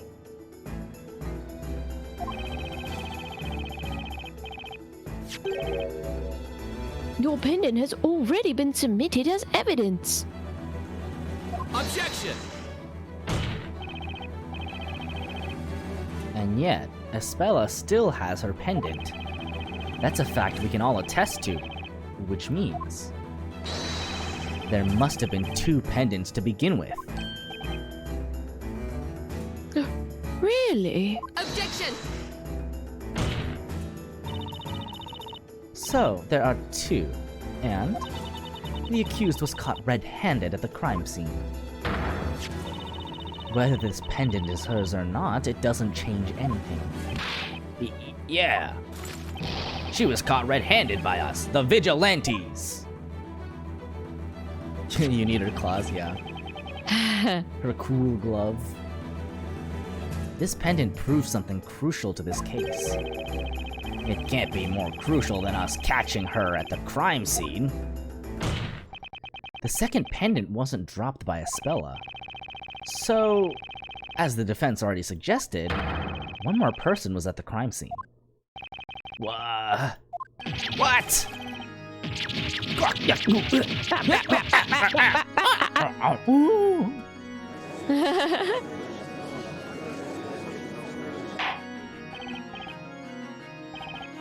Order! Order! Accused, submit your pendant as evidence this instant. Yes, my lord.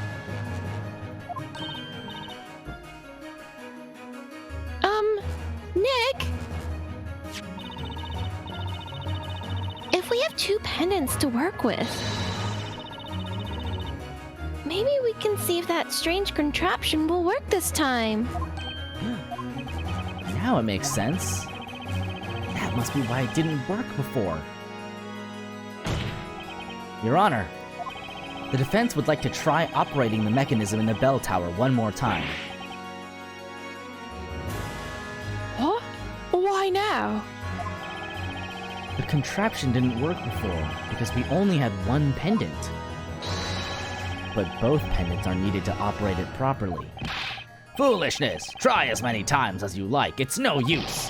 High Inquisitor Darklaw, you know this is a waste of time! If it's not going to work anyway, why not let the defender see for himself? What? Defender, if you think you can operate the contraption with 2 pendants, then I suggest you go ahead and try it. Unless it has already dawned upon you that such a plan is futile.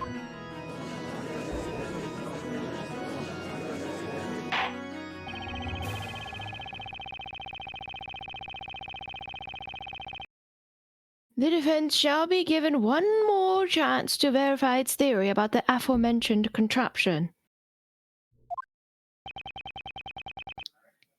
Let us now make our way to the bell tower.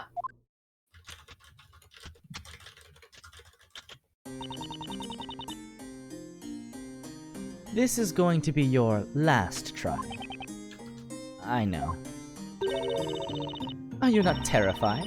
The life of the accused rests in your shaky hands. We won't be having any more. Let me try again, please, Your Honors.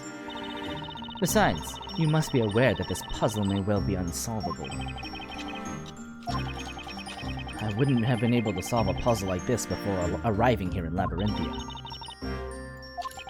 But now, I'm sure I can take on any puzzle. That's all thanks to you, Professor. You taught me that every puzzle has a solution. I have everything I need now. What do you say, Maya? Should we hurry up and get started? Sure thing! It's puzzle busting time!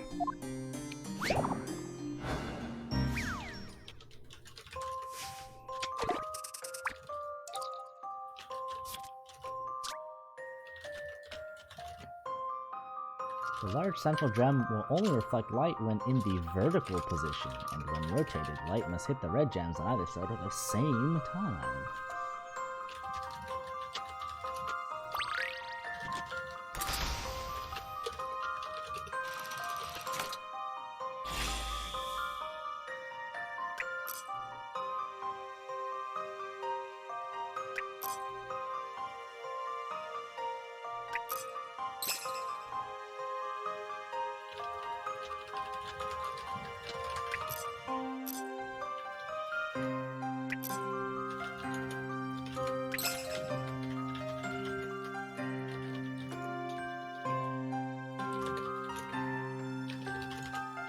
Wait.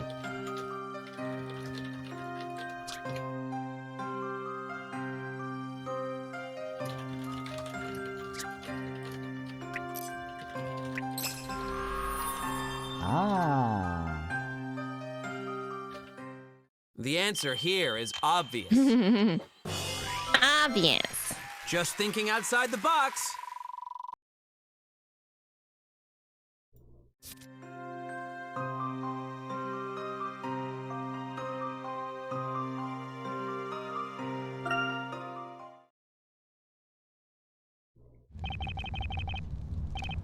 I'm sure I did it right.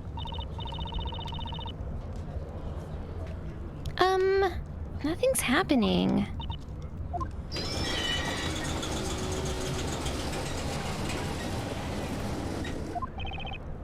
This sound.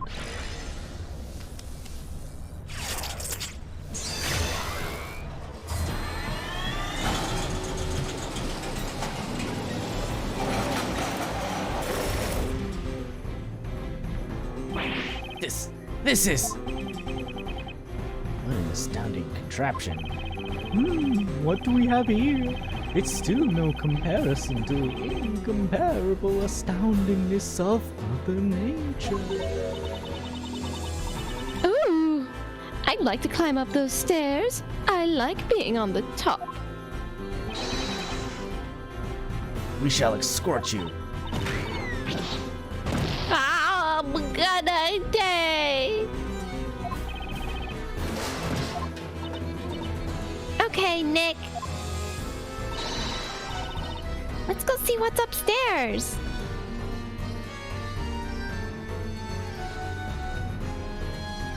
Nick, isn't this bell? Yeah, I think you're right. That's the bell that was taken from underground. The bell of ruin. The bell that must not be sounded. We gotta ring it. Whenever they say that, we gotta ring it. The bell. Oh! It's you. Now that's the last person I expected to find here. Miss Kira.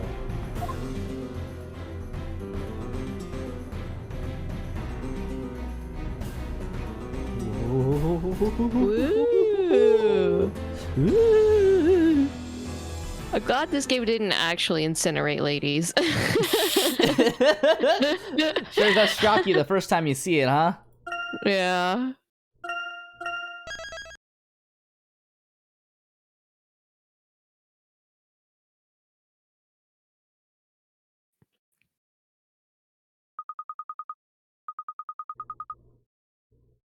All that being said, I think we'll just we'll leave it off for today. Wow. There. And then we'll pick up next time. I will be away this next weekend. Okay. 2 weeks from now then. Yeah, 2 weeks from now I think should work. I think fingers crossed, I think we're gonna finish it next time. You think so? I think so. I hope so. I don't know how far we are into the trial. You know how they like to do with the finale. That's true. That's true. There's so much left unsolved. I know, famous last words, and then we're up until morning. And then we have an 8-hour stream again.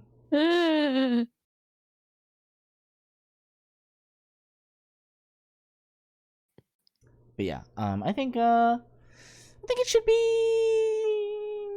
We're relatively close to the end. Like if we're not one session off, we're 2 sessions off. So we'll see you in 2 weeks for possibly the conclusion, the continuation. Mayhaps. Professor Layton versus Phoenix Wright. Mm-hmm. We're certainly in the 11th hour now. We're hydrating for the night. All right, hydrate before you go.